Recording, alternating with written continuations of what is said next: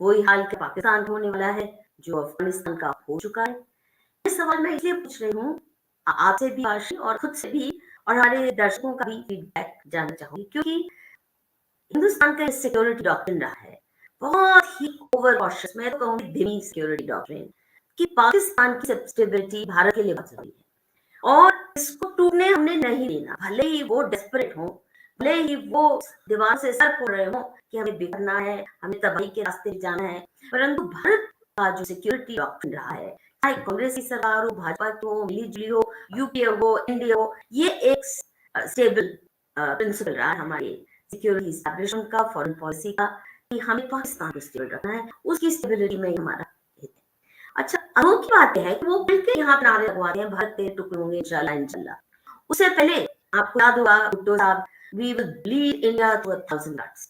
1000 cuts का मतलब आए दिन टेरर अटैक्स, आए दिन जो सबवर्सिव एलिमेंट्स को यहाँ पे खड़ा करना और खुलेआम केवल मुगलिस्तान की बात नहीं हुई, परंतु वो जो चिकन नेक आसाम को अलग करने की, नॉर्थ ईस्ट करने की अलग बात, जिसकी वजह से उनके एक बहादुर जिहादी जेल भी गए, उनके मुकदमा भी चल रहा है।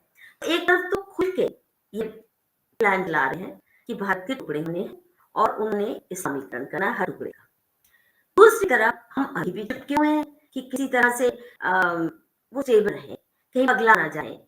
तो जब पाकिस्तान स्टेबिलिटी के लिए बना ही नहीं, पाकिस्तान को नेशन स्टेट है ही नहीं, जब पाकिस्तान केवल एक लॉन्चिंग पैड की तरह से उसका गठन हुआ, उस टेरिटरी पे कब्जा किया, लॉन्चिंग पैड फॉर ग्लोबल जिहाद एंड लॉन्चिंग पैड फॉर गजवाही। इसके अलावा उनके पास कोई न एजेंडा है, ना कोई पर्पज है, ना कोई स्टेट पॉलिसी है और ना कोई हसरत है इसके अलावा। और इस महीने में मेरा तो मानना है कि वो बहुत कंसिस्टेंट है। ये उनके पैगंबर का डॉक्ट्रिन था, उनके पैगंबर ने जो जिंदगी भर दिया घर ने बड़ी ईमानदारी से करे।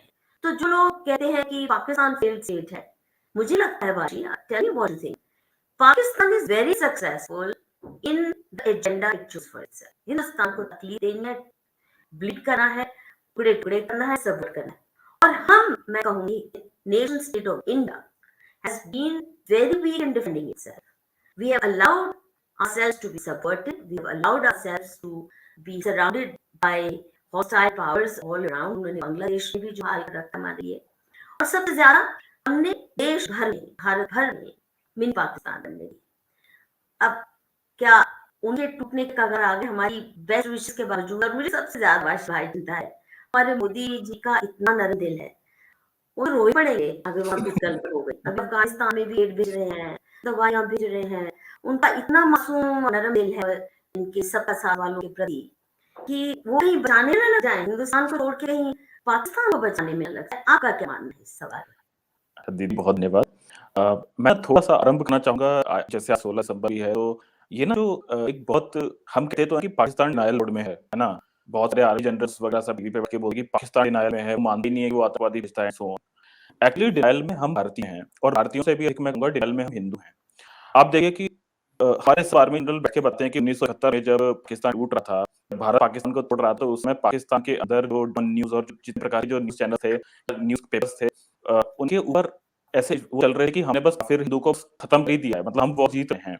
तो हम उस तरह से चुटकुला बनाते हैं पाकिस्तान के ऊपर। पर आप देखिए, जिस समय पाकिस्तान आर्मी अपने पाकिस्तानी आवाम के साथ में झूठ बोल रही थी, उसी समय भारत की स्टेट भी भारत के लोगों के साथ एक बहुत बड़ा झूठ बोल रही थी। और वो झूठ क्या था? हमें बताया जा रहा था कि वेस्ट पाकिस्तान ने ईस्ट पाकिस्तान को मार रखा है, वहां बहुत सारी महिलाओं को रेप दिया है, वहां पे बहुत सारे आदमियों को मार दिया है। अब हिंदुस्तान को ह्यूमैनिटेरियन ग्राउंड के ऊपर, और वो भी नहीं, भारत के अंदर क्योंकि आउटपोइंग होना अब हो गया था रिफ्यूजीज का बहुत अधिक, तो इसलिए उसको जवाब बना के, उसको एक्सक्यूज बना के फिर हमने अटैक किया। सबसे बड़ा झूठ ये हमारे साथ ये बोला गया कि वो जो लोग मरे जा रहे थे, ये जो उन्हें 3 मिलियन जो आंकड़ा है, 3 मिलियन लोग 1971 के जेनोसाइड में मारे गए, उनमें से 80% जो लोग तो हिंदूज थे। 9%। हाँ जी, सो अराउंड 2.4 टू 2.5 मिलियन, लगभग 25 लाख हिंदुओं का जेनोसाइड हुआ। और जितनी महिलाएं रेप की गई, उनमें से यहाँ पे जो जनरल टिक्का खान था, टिक्का खान ने मशहूर बात बोली थी उसमें कि मैं इन बंगाली लोगों की रेप बदल दूंगा, हमारे लोग इन्हें रेप करेंगे बंगाली औरतों को। तो ही वो रेफर टू हिंदू वुमेन। सो हम ठीक, हम बोलते हैं पाकिस्तान की, आपने बिल्कुल ठीक बात बोली, Pakistan is true to its ideology, वो उस जो जिसे वो बना था, इसके लोग कर रहे हैं काम। हम लोग ज्यादा ड्रामे करते हैं। इवन मैं बोल रहा हूँ कि हमारे स्टेट, और सिर्फ स्टेट, जो हमारे लड़ने वाले जो लोग थे, जो हमारे बलिदान भी होते हैं, ये उनका कर्तव्य था ये बनाना, ये स्टेट ने नहीं बनाया, तो उनका कर्तव्य था कि भाई ये वो देश की लड़नी हो गया। आपके 1940 में आप जिन भाई बहनों को वहां पर उन भेड़ियों के बीच में छोड़ के आ गए थे, जिनकी रक्षा का उत्तरदायित्व पूर्णतः आपका होना चाहिए था, जो कि अभी सीएए के स्पिरिट में हमें थोड़ा-थोड़ा दिखा, परंतु उस पे भी बैकट्रैकिंग शायद जैसे चल रही है। तो लेकिन जो हमारा उत्तरदायी थे वहाँ के रहने वाले हिंदू लोग, उनको हमने छोड़ दिया बोल के, तो बांग्लादेश ईस्ट पाकिस्तान की इंटरनल समस्या है। मुझे बहुत दुःख हो रहा है ये सोच के कि भारत की सेना ने अंदर जाना कब स्वीकार किया। इंदिरा गांधी ने बहुत विस्तार से बताया कि जब वहां से करोड़ों रिफ्यूजी भारत के अंदर आने लगे, तो भारत के अंदर एक क्राइसिस खड़ा हो गया कि हम इनको पालेंगे कैसे। मतलब आपको 25 लाख हिंदुओं को कल कर दिया गया, उनकी 2 लाख महिलाओं को रेप कर दिया गया इन भेड़ियों के द्वारा, और आपको बदला लेने का सूझ नहीं रहा। आपको एज हिंदू आपको हिंदुओं की प्रोटेक्शन करनी है, ये आपके मन में कुछ नहीं था। आप ये सोच रहे थे, मतलब एक उस माइंडसेट की बात कर रहा हूँ कि आप बैठ के सोच रहे थे कि अच्छा अगर 1 करोड़ ये हिंदू जो यहाँ पे आ जाए तो हमारे यहाँ खाने पीने की समस्या हो जाएगी, इसके अब हम लड़ाई करनी पड़ेगी। सो आप कभी स्वाभिमान के लिए लड़े, हमें विजय दिवस बताया जाता है। मैं बहुत क्षमा चाहता हूँ सब लड़ने वाले लोगों से, ये विजय दिवस किसी भी एंगल से नहीं था। जैसे 1947 15 अगस्त 1947 को बहुत झूठ बोला जा रहा है कि हमें स्वतंत्रता मिल गई थी। स्वतंत्रता नहीं थी, हमारी मातृभूमि का कत्लेआम हुआ था, हमारे बहुत सारे लोगों का कत्लेआम हुआ था, हमारे बहुत सी मतलब लाखों माओ को उन्हें भेड़ियों ने उठा नोच किया था। जैसे कि हम समय सेलिब्रेट कर रहे थे, ऐसे ही हम आज विजय दिवस भी सेलिब्रेट करें 25 लाख अपने लोगों को होकर। तो ये पहली बात है। यही जो सेक्युलरिज्म का कीड़ा है, आप एक सेक्युलर स्टेट हो लेकिन आपका जो विरोधी है वो सेक्युलर नहीं है, वो कंप्लीटली जिहादी है। आप जैसे बोला पाकिस्तान को मुसलमानों के लिए अलग देश बनाया गया था। एक पाकिस्तानी पत्रकार ने दीदी यहाँ पे दारुल उलूम देवबंद के जो वो मुफ्ती साहब हैं, उन्होंने सवाल किया था कि भाई आप बहुत इस्लाम जानते हैं, आपका इस्लाम तुम्हारे यहाँ भी पढ़ाया जाता है, और जब पाकिस्तान की तहरीक चली थी तो अपने पाकिस्तान तहरीक का विरोध क्यों किया था? ये हमें बताया जाता है कि देवबंद वाले बड़े देशभक्त, इसलिए उन्हें पाकिस्तान की तहरीक विरोध किया था। तो मदनी साहब पाकिस्तानी पत्रकार को बोले, वो अभी वीडियो डाला पाकिस्तान नेटवर्क पे, तो मदनी ने बोला कि देखो यार, हमारा उद्देश्य तो पूरे हिंदुस्तान में इस्लाम फैलाने का है। अब अगर पाकिस्तान मूवमेंट के कारण हमने प्रैक्टिकली हिंदुस्तान के मुसलमान को 3 हिस्सों में तकसीम कर दिया, ये वेस्ट पाकिस्तान में वन थर्ड वेस्ट पाकिस्तान रहेगा, 1/3 पाकिस्तान में रहेगा और 1/3 हिंदुस्तान में रहेगा। तो आपने आप मुसलमानों की ताकत को, जो कि यहाँ पे सब मुसलमान की रोशनी में, इस्लाम की रोशनी में लाने के लिए यूज हो सकती है, आपने उसको 1/3 एक तिहाई करके बांट दिया, इसलिए हम उसके सपोर्ट में नहीं थे। तो यहाँ पे जो भेड़िए हैं ना, इन भेड़ियों का जो उद्देश्य है वो तो ऐसे ही है, भारत माता को ब्लीड करके समाप्त करना, बस स्ट्रेटेजी का भेद है। यहाँ वाला जो देवबंदी है उसे लगा कि नहीं, स्ट्रेटेजी ऐसी है कि हम एक साथ रहे, हमें करना चाहिए, और जो उधर वाले भेड़िए हैं उनको लगा नहीं, बस इस प्रकार से करना चाहिए। तो उद्देश्य कोई भी नहीं है। अब दीदी प्रश्न आपके उस बात पे आ रहा हूँ कि नहीं, पर एक छोटा-सा इंटरवेंशन, ये नहीं कि इसको 3 हिस्सों में बाँटा, दैट्स वन, बट देवबंद का बहुत खुला ऐलान था, और जिन्ना को उन्होंने कहा भी कि आप वहाँ पे संभालिए, और हम यहाँ से अंदरूनी सबवर्शन के माध्यम से, डेमोग्राफिक इन्वेशन के माध्यम से अभी लड़के लिया पाकिस्तान, अब हंस के लेंगे हम बाकी वाला हिंदुस्तान। तो हम यहाँ बैठे हैं हिंदुस्तान को इंटरनली साबोटाज करके कब्जा करने का। I don't think they were worried about कि 3 हिस्सों में ताकत बट गई है, क्योंकि 8-9% से अब आज 20% है, या पता नहीं कितने परसेंट है, किसी को मालूम ही नहीं, क्योंकि अब 2 नाम रखते हैं। एक आइडेंटिटी कार्ड होगा हिंदू नाम से और दूसरा मुसलमान नाम से। प्राइवेट जब बात करते हैं तो 40 करोड़ बोलते हैं अपने आप को। आपके जो बड़े-बड़े यूट्यूबर्स हैं, ये कौन सा खान, एजाज खान, ये इसके लोग, इनके सेलिब्रिटीज हैं, ये ओवैसी जैसे लोग, ये भी 25 करोड़ से 40 करोड़ कर दे रहे हैं। ये जब इनको अकेले में दबाना होता है, हिंदू अपनी ताकत दिखानी होती है, और जब इनको कोर्ट में जाना होता है, बोलते हैं हम तो 8% 12% की मेजॉरिटी है। तो ये एक स्विच चलती है। दूसरा तालिबान, मैं एक्चुअली पाकिस्तान को कोई देश समझता भी नहीं हूँ। पाकिस्तान एक्चुअली भारत का एक रोटन हिस्सा है, जिसको हमें डील करना कैसे करें। और अब देखिए, Pakistan is just an extension of Indian Islam, ठीक है। आप देखिए पाकिस्तान के अंदर भी 100% जो मुसलमान हैं, उनमें से लगभग 90% सुन्नी है, 10% शिया हैं। उन 90% जो सुन्नी हैं, उनमें से लगभग 85% जो है वो बरेलवी हैं और 15% देवबंदी हैं। तो ये जो बरेली और देवबंद है, कोई पाकिस्तान के शहर के नाम तो नहीं है, ये तो भारत के अंदर हमारे अपने शहर हैं, है ना। तो हमें तो इस मूर्खता से चलना पड़ेगा कि अच्छा ये जो हिंदुस्तान का इस्लाम तो अलग है और पाकिस्तान जो है वो रोग कंट्री है। नहीं, पाकिस्तान कोई रोग कंट्री नहीं है, उनका जो संविधान है वो यही। अब तालिबान की बात आ रहे थे, तालिबान कौन है? तालिबान देवबंदी ग्रुप है।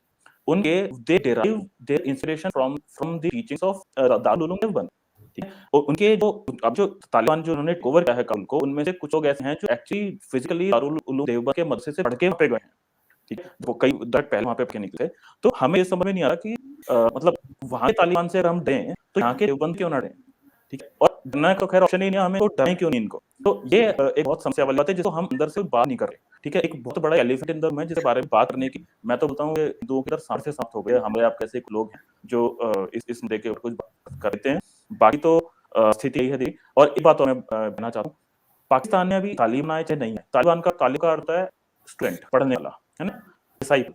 जो डिसाइपल का जो टीचर है वो कौन है? उस डिसाइपल का टीचर है वो खुद पाकिस्तान स्टेट है। पाकिस्तान का अपने आप बनना ही सबसे बड़ा आतंकवादी हमला था मानवता के ऊपर। अब हम लश्कर-ए-तैयबा को, जैसे मोहम्मद को, आईएसआई को, पाक-अरमी को, बाजवा को, इसको जमीन को लेकर रहते हैं। हमें का कोई कारण समझ नहीं आता कि पाकिस्तान जिस दिन बना था वो बना ही इसलिए था कि आपको उनको समाप्त करना है।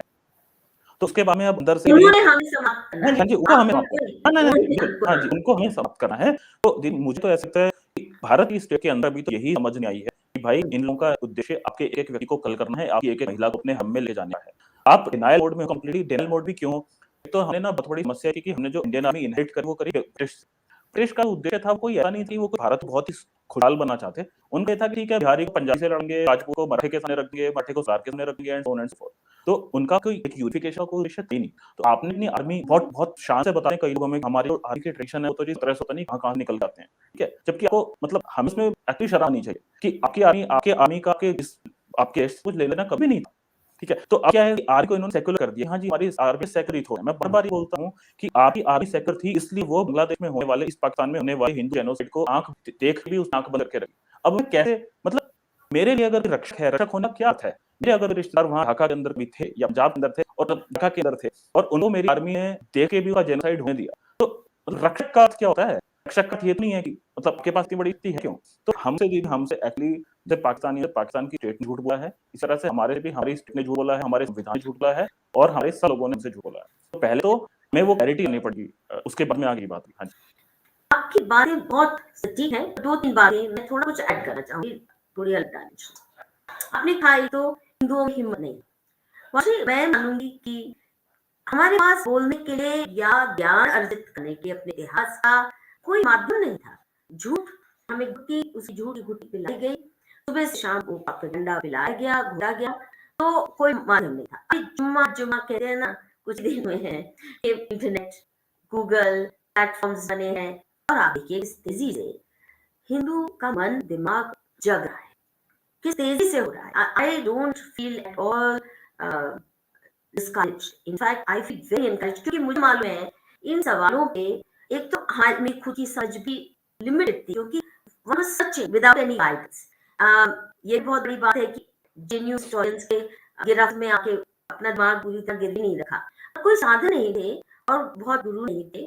थे अगर तो इतने आसानी से। Now the point I am trying to make is someone who fought very own battle against this anti-Hindu prejudice of left and feminists. I personally feel आज तो बहुत हैं सुनने वाले, सुनाने वाले, बहुत से मैं सीख सकती हूँ जो गुरुओं की, टीचर्स की जो मुझे कमी लगती थी। आज देखिए कितना एफिशिएंस है, एक रिसर्चर्स है और लोग जेन्यू पढ़े ना भी अगर इतनी हिम्मत जुटाते हैं, आईआईटी के पढ़े, फिजिसिस्ट है, एस्ट्रोनॉमी के जो विज्ञाता हैं, साइंटिस्ट हैं, वही इतिहास पढ़ रहे हैं, वही संस्कृत की स्कॉलरशिप कर रहे हैं, वही महाभारत और रामायण पे हमें वो लेक्चर दे रहे हैं जो कहीं हमें मिले नहीं हमारे धर्म गुरुओं से भी, जिस किस्म की आज आवश्यकता उपलब्ध हो पा रही है।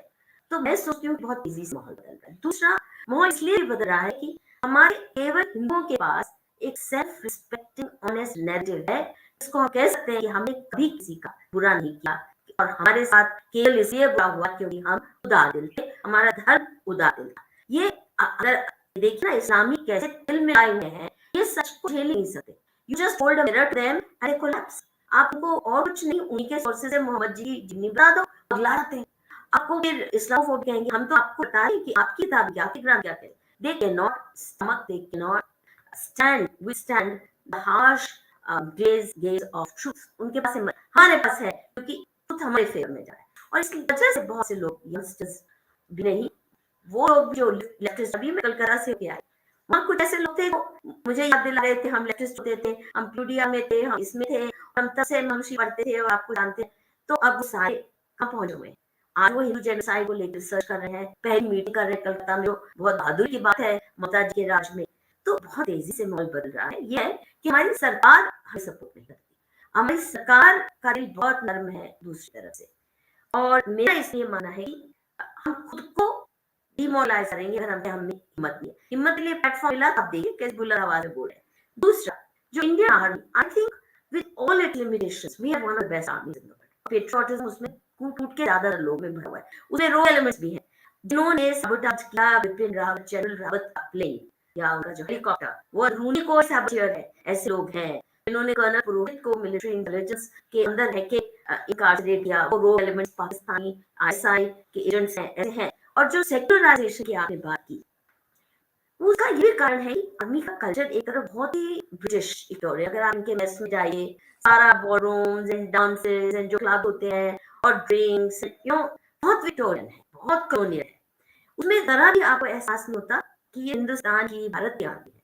बहुत अंग्रेज़ बनने की कोशिश, which is the worst part is ये जो कि हर यूनिट के पास एक मस्जिद भी होनी है, गुरुद्वारा भी होना है, गिरजा भी होना है, मंदिर भी होना है। यानी they all at par. I am sorry, भेड़िए और कबूतर को या भेड़िए और खरगोश को आप एक कतार में कैसे खड़ा कर सकते हैं?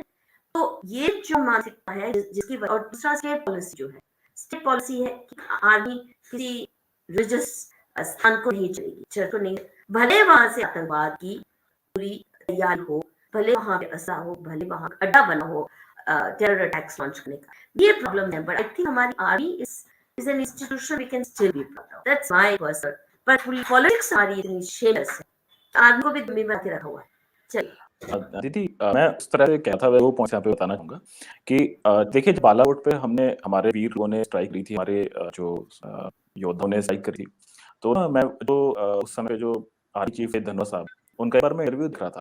तो उस समय तो उन्होंने 6 बात बोली, मुझे अंदर मेरे को झकझोर दिया जिसने। उन्होंने बोला कि देखिए, वहाँ पे कुछ 5 स्ट्रक्चर्स थे, एक वहाँ पे मदरसा था, एक वहाँ पे वहाँ पे हॉस्टल था, एक वहाँ पे मस्जिद थी, एक वहाँ पे प्लेइंग रूम, एक वहाँ पे तो प्लेग्राउंड था, समथिंग से वहाँ 5 स्ट्रक्चर्स थे। हमने deliberately we chose not to hit the mosque. We made sure that हमारा कोई बॉम्ब उस मॉस्क को हिट ना करे। तो बेसिकली आप अपने शत्रु को आगे के लिए आप वो दे कि अगली बार जो है हॉस्टल में बनाना, अपनी मॉस्क को ही मॉस्क के अंदर या बड़ा हॉस्टल बन लेना। तो आप एक बार हमें मारने के बाद जब मॉस्क में जाओगे, फिर हम आपको कुछ कहेंगे नहीं। ठीक है? सो ये मैं जब वीकनेस की बात कर रहा हूँ या हीरो की भी वीकनेस की बात कर रहा हूँ दीदी, मेरा अर्थ ये नहीं होता कि हमारे अंदर कोई फिजिकल वीकनेस है, कुछ है, नहीं। हमने बहुत देखिए इस सेक्युलरिज्म को, इस सॉफ्टनेस को हमने बहुत सेलिब्रेट कर लिया। जैसे हम 2 चीजें हम हमेशा एक बहुत ही गलत तरीके से बोलते हैं। हम बोलते हैं कि हम हिंदू ने कभी किसी पे हमला नहीं किया, हमने कभी किसी की बाउंड्रीज इन्वेड नहीं किए, और दूसरा, हम हिंदुओं ने कभी भी किसी को कन्वर्ट नहीं करते। अब इसमें दोनों बातों में जो समस्या है, पहली बात तो यह है कि हमारे, यदि आप वेदों को पढ़ें, हाँ जी, आप रामायण में, आप महाभारत में, श्री कृष्ण ने युधिष्ठिर के पास क्या बोला कि तू धर्म को सबसे अच्छा जानता है, तेरा राज्य पूरी पृथ्वी पर होना चाहिए, तू पूरे राज्यों को जीत की कवायद आरंभ कर। एक घोड़ा छोड़ा जाता था और बोला जाता कि जिसमें दम है, इस घोड़े को रोक लो, और जिस घोड़े को रोकेगा हम उसके ऊपर चढ़ाई करेंगे। ये क्या था? If it was not expansion, what was it? But इसका उद्देश्य कुछ और था। इसका उद्देश्य ये था दीदी कि आज के दिन सऊदी अरेबिया के अंदर यदि गुलामों की मंडी लगती है, या कहीं हमारी बच्चियों की, मतलब इस संदर्भ में कहीं पे भी नहीं बच्चियों की मंडी लगती है, तो एक धार्मिक राजा का ये कर्तव्य होता है कि वो जो वहाँ पे एक बच्ची है, तुम ये नेशन स्टेट का जो एक सॉरी टू से, लेकिन एक कार का बहुत ही आर्टिफिशियल कंस्ट्रक्ट है, जितना ओवर हाइप किया गया है। तो मेरा ये कहना है कि अगर कोई बच्चा सऊदी अरेबिया में या पाकिस्तान में, अफगानिस्तान में बहुत रुल रही है, तो एक शक्तिशाली राजा दिल्ली में बैठा है, ये उसका कर्तव्य क्यों नहीं होना चाहिए कि उस बेटी जाके रखा करे? तो हमारे यहाँ पर वेद सिद्धांत ये था कि जो सबसे अधिक धार्मिक राजा है, उस सबसे शक्ति प्राप्त करनी हो रही है, और वो उसके हाथ में धर्म छत्र होना चाहिए, और इस संसार के सारे राजाओं को उसके अधीन होना चाहिए। तो हमारे यहाँ ये था कि हमारे वैदिक सैकड़ों में मैं कोट कर सकता हूँ, जिसमें बताया गया है कि एक धार्मिक राजा को अपनी जो सीमाएं हैं उसका विस्तार करते रहना चाहिए, क्योंकि यदि आप विस्तार करोगे तो कोई दूसरा जो धार्मिक राजा है वो विस्तार कर देगा और आपकी सीमा को रख लेगा। जैसे कि एक्जैक्टली देख रहे हैं कि चाइना में क्या हो रहा है, पाकिस्तान, क्रिएशन ऑफ पाकिस्तान क्या हुआ है, उसने कश्मीर हड़प दिया था, ठीक है, फिर चाइना उधर अरुणाचल में खड़ा है, लद्दाख में आके रहा है, और डेफिनेट कुछ ना कुछ तो हम गया है। तो ये कि आपने इस चीज को, एक बहुत इम्प्रैक्टिकल चीज है कि आपका शक्ति है, लेकिन आप बोल के हम विस्तार नहीं करेंगे। आप विस्तार शक्ति के मत कीजिए, आप विस्तार धर्म के कीजिए, कि आपका जो धार्मिक जो एक रूल है वो मैक्सिमम जहां तक आप फैला सको तक का फैलाओ। क्योंकि जब से आपने अपना धार्मिक विस्तार करना छोड़ दिया, धार्मिक शक्ति का विस्तार करना छोड़ दिया, तभी 14 साल पहले वो रेगिस्तान में कोई आदमी था जिसने कहा कि भैया मैं जिसके ऊपर मैं हाथ दूंगा उसको मैं अपना दूंगा, और पूरी दुनिया में राज कर दूंगा, एक ही प्रकार का हर रंग सबको कर दूंगा, है ना? तो इस प्रकार के लोग तभी होते हैं जब आप धार्मिक लोग जब चुपचाप से बैठ जाते हो। हमारे जिस समय पे वहां पे वो उधर राक्षस प्रवृत्ति उठ रही थी, उसमें हमारे यहाँ पे पुस्तक लिखी जाती है कि भाई समुद्र पार करना जो है वो हमारे धर्म के विरुद्ध है, और हमें ये नहीं करना चाहिए, वो नहीं करना चाहिए। हमने तो अपने आप से ऊपर कोड़ी मारी। तो पहले तो ये बहुत गलत कंसेप्ट है कि हमने कभी इसी पे हमने इन्वेट नहीं किया, हमने कोई हमला, हाँ, हमें सीमा का विस्तार करने का जो उद्देश्य है वो धार्मिक का। दूसरी बात ये है जी, जो हम बोलते हैं हम किसी को कन्वर्ट नहीं करे, ठीक है? अरे भाई, आज के दिन ये कन्वर्जन का जो एक ऐसा ही बाजार बन गया है कि हर आदमी अपना सौदा बेच रहा है। अब आप अपना सौदा बेचने नहीं आओगे तो आप लुट जाओगे, आपके पास बचे नहीं। पिछले 1400 वर्षों में आपके इतने सारे लोगों को वहां लेकर जाया जा चुका है। पहले अफगानिस्तान 100% हिंदू था, वो 0% हिंदू है। अब पाकिस्तान पूरा हमारे पूर्व ने बसाया, आज पे 0% हिंदू है। बांग्लादेश, कश्मीर, केरल, यूपी, अब ये सब जगह से धीरे-धीरे स्थापन हो रहा है हमारा अस्तित्व। क्यों ऐसा हुआ? क्योंकि हम बार-बार अपनी इसी चीज को लेकर बैठे रहे जी, हम तो कन्वर्जन वगैरह में विश्वास नहीं रखते। विश्वास नहीं थे तो आपको करना पड़ेगा, ये आपका धर्म है आपका। क्योंकि जिस समय पे हमारे शास्त्र ही लिखे गए थे, उस समय कोई राक्षसी आइडियोलॉजी इस तरीके से एग्जिस्ट नहीं करती थी। और हमारे वेद जो हैं हमको ये देते हैं कि आप समय के अनुसार, देश काल परिस्थिति के अनुसार आप नई-नई स्मृतियों का निर्माण कीजिए। आप नए-नए रूल्स एंड रेगुलेशंस का निर्माण कीजिए। आप बिल्कुल, अगर कोई आदमी आर्मी और कोई मिशनरी आपके देश में आ रहा है, कोई जिहाद वाला जिहाद प्रचार आपके यहाँ कर रहा है, तो आपको उससे बड़ा मिशनरी बन के उसको वापस लेके आना है, आपको उसको खा जाना है, जैसे वो आपको खाने के लिए तैयार है, उसके पहले आपको उसको खा जाना है। तो ये इन 2 चीज़ों में हिंदू ने जब से ये करना शुरू किया ना कि हमने हमला नहीं किया कभी और हमने कभी कन्वर्ट नहीं किया, ये दोनों ही चीज़ें असल में हमारे लिए आज के दिन क्षम का कारण बनी है और हमारी हार का भी कारण बन रही है। मैं इस सपने के बारे में बात कर रहा और ईश्वर करे कि हमारे अंदर ये थोड़ा एग्रेशन आए और हम इस चीज़ को समझें और आज के दिन जो बाजार लगा हुआ है, वो बाजार के सबसे बड़े एक्सपर्ट बन के सामने है। बस ये मेरा कहना है। देखिए थोड़ा नॉट डिफरिंग विद यू, थोड़ा सा I just add some dimensions. Number 1, आप बिल्कुल सही कह रहे हैं कि धर्म विस्तार किया हमारे पूर्वजों ने, और सिर्फ महाभारत में ही नहीं, एक बात होती रामायण में भी अश्वमेध यज्ञ जो हुआ भगवान राम ने श्री राम ने किया, तो वो यही था, पर वो इन्विजन नहीं होती थी। अगर कोई वो घोड़े की रास्ते में रुकावट नहीं डालता और स्वीकार कर लेता है, वो धर्म युद्ध भी मैं कहूंगी धर्म के विस्तार के लिए, और इस देश को, भारत भूखंड को जितना विस्तृत था उसको इकट्ठा करने के लिए, उसको कुछ मान्यताएं, परंतु ये नहीं होता था जैसे कि अपना बड़ा वहाँ इस्लाम में तो ये होता कि महिलाओं को उठाना नहीं होता, मंदिर तोड़ना नहीं होता था। जैसे श्री राम ने श्रीलंका में रावण को अग्रवध किया, तो वहां उसके भाई को सही उत्तराधिकारी को ही बिठाया, ये नहीं कि तेरा एजेंट यहाँ बैठ जाएगा। ये अलग बात है कि उनका भाई राम भक्त बन चुका था, पर अगर देखिए ये सिस्टम रहा यहाँ पे, कभी भी लोकल डायनेस्टी को कत्ल करके उस तरह उसको ह्यूमिलिएट करके या लूटपाट करके, कभी लूटपाट की प्रथा बिल्कुल नहीं थी। युद्ध में भी आप नहीं देखेंगे कि लूट करने चले गए आम नागरिकों में। तो विस्तार धर्म का हुआ तभी तो मलेशिया, इंडोनेशिया, वहां ही से मतलब जापान तक भी इसका पूरा विस्तार था, जिसको इंडियन सिविलाइजेशन कहते हैं, पर इन्वेजन करना नहीं था, क्योंकि आइडियोलॉजी इतनी स्ट्रॉन्ग थी, लोग खुद आते थे। अब नालंदा में आप कुछ चाहते हैं, हजारों छात्र आते थे यहाँ सीखने, यहाँ पढ़ने, और यहाँ की शिक्षा ले गए, और चाइना से आते थे, चाइना से भी आते थे, और चाइना मानता है उन्होंने बहुत कुछ भारत से लिया। चाइना इस डेट को कभी नहीं भूला, वो एक्नॉलेज करते हैं, और जो अरब देश भी हैं वो भी उन पुराने हिस्टोरियन को एक्नॉलेज करते हैं, अभी वो नहीं करना चाहते। तो सवाल ये है कि हमने इन्वेड नहीं किया, लूटा नहीं, किसी को पीटा नहीं, ह्यूमिलिएट नहीं किया, जलील नहीं किया, और फोर्सेबल धर्मांतरण जिस तरह ये वैश्विक तरीकों से आप राक्षसी कहते हो, हमारे तो राक्षसों के भी धर्म थे, ये राक्षस एक कहीं परे की बात है जो ये करते हैं। आप देखिए भीम का बेटा तो राक्षसी समाज से था, पर आप सोचिए कि वहां कहाँ इतनी धर्मी बातें या धर्मी बातें। तो एक तो ये मैं कहूंगी, दूसरा हम कहते हैं आज के जो भारत सरकार है 47 के बाद जो विस्तार करते हुए क्या करते हैं, नेहरू सेंटर खोल दिया लंदन में। अरे नेहरू के पास देखो है क्या, दुनिया को कंगाल कर गया, भारत को इंटेलेक्चुअली कंगाल करके गया, इकोनॉमिकली कंगाल करके गया। We are shift to Marx condition, जब नेहरू जी राज करते थे ये बुरा हाल था हमारा। नेहरू के पास देने को क्या है जो वहां पे कोई जाएगा नेहरू से कोई एडवाइस काफी होती थी। टिंडर जैसे आप शायद ट्रेनिंग एडवाइस वगैरह काफी हो सकती है उनके पास में। सो एक तो ये बात है, दूसरा कि हमने जो कह रहे हैं इस बाजार में, मुझे लगता है ये घटिया शब्द हम न इस्तेमाल करें। अगर हम धार्मिक सिविलाइजेशन की बात करते हैं, धार्मिक रिसर्जेंस की बात करते हैं, तो अगर जिस माध्यम से हजारों साल पहले हमारे पूर्वजों ने ईरान से लेकर फैलाया अपना एक वर्चस्व इंडोनेशिया तक, जापान तक, फारिस तक, तो वो प्रोसेस आज भी माइंड में जारी है। हमारी जो सॉफ्ट पावर जिसको हम कहते हैं, योग है, आयुर्वेद है, सारा दुनिया ईश्वर से रिश्ता जोड़ने का रिश्ता है। जैसे किसी ने योग किया तो वो ना मुसलमान रह सकता है ना वो ईसाई रह सकता है, क्योंकि ईश्वर से ईश्वरी डिवाइन पावर से जुड़ने का रिश्ता ही बिल्कुल बदल जाता है। So the point that I'm trying to make is this: when we have so much such superior heritage, हम बाजार की बात ना करें, हम धर्म को बाजार न बनाए। ये बाजार में बिकने वाली चीजें हैं, इसलिए पैसा देके ये बनाते हैं ईसाई और मुसलमान भी। हमें वो जरूरत नहीं होगी अगर हम अपने धर्म के प्रति कन्वर्ट हो जाते। Now let's come to Pakistan. क्या पाकिस्तान टूटने की कगार पर है? हम अपनी समस्याएं तो हर वक्त उसमें तो जुझे रहते हैं, but now tell me what is your assessment of Pakistan? अच्छा, तो दीदी ऐसा है कि अगर रियलिस्टिकली बोल तो पाकिस्तान टूटने का कोई ऐसे आसार है नहीं। उसका कारण है कि पाकिस्तान टूटने के लिए जो एक्सटर्नली कोई मोटिवेशन जिससे किसी देश के पास होना चाहिए वो किसी देश के पास है नहीं। आपने थोड़ा बोला था कि भारत में लोग डिफेंसिव हैं। मैं बोलता हूँ कि मेरे से अधिक शायद वैसे पाकिस्तान के ऊपर शायद कम लोग होंगे, परंतु मुझे ऐसा लगता है कि पाकिस्तान का जो सॉल्यूशन है दीदी वो इसको तोड़ने-फोड़ने में ही है। उसको हाँ, उस स्तर तक रखने में जहाँ पे वो कोई एडवेंचर ना करे, एडवेंचर तो एनीवे कर रहा है पर अभी फिर भी उसके एडवेंचर में थोड़ी कमी है क्योंकि वो इंटरनली बहुत बुझा हुआ है, ठीक है? सो उसको उसके अंदर इतना टर्मोइल उतना टेम्परेचर रखा जाए कि वो बहुत ज़्यादा बाहर के एडवेंचर ना कर सके। लेकिन उसको तोड़ने का जो कॉन्सिक्वेंसेस है दीदी देखिए, हमें हमें पाकिस्तान को अंडू करने का मतलब एक बहुत ही फिलोसॉफिकल उस पे आ रहा हूँ कि अ, पाकिस्तान जैसे आपने बोला ना हिंदुस्तान के ज़रिए बहुत सारे पाकिस्तान बनने रहे हैं, है ना? अब मैं आपको बताता हूँ जैसे पाकिस्तान के कुछ टीचर हैं, ये तबलीग जमात वाले, ये मौलाना तारिक जमील है और ये मौलाना तारिक मसूद है। ये ऐसे लोग हैं जिनकी फॉलोअरशिप भारत के अंदर करोड़ों में है। जब इनके बयान आते हैं संडे के बयान, फ्राइडे के बयान, तो भारत के अंदर मुसलमान इनको कान में वो लगा के यूट्यूब पे सुनते हैं। पाकिस्तान से ज़्यादा फॉलोअरशिप पाकिस्तानी मुल्लाओं की भारत के अंदर है।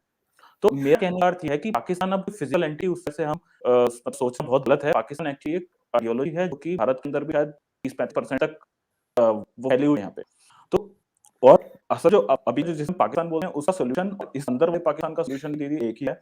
हमें अपने आप को एसेट करना है।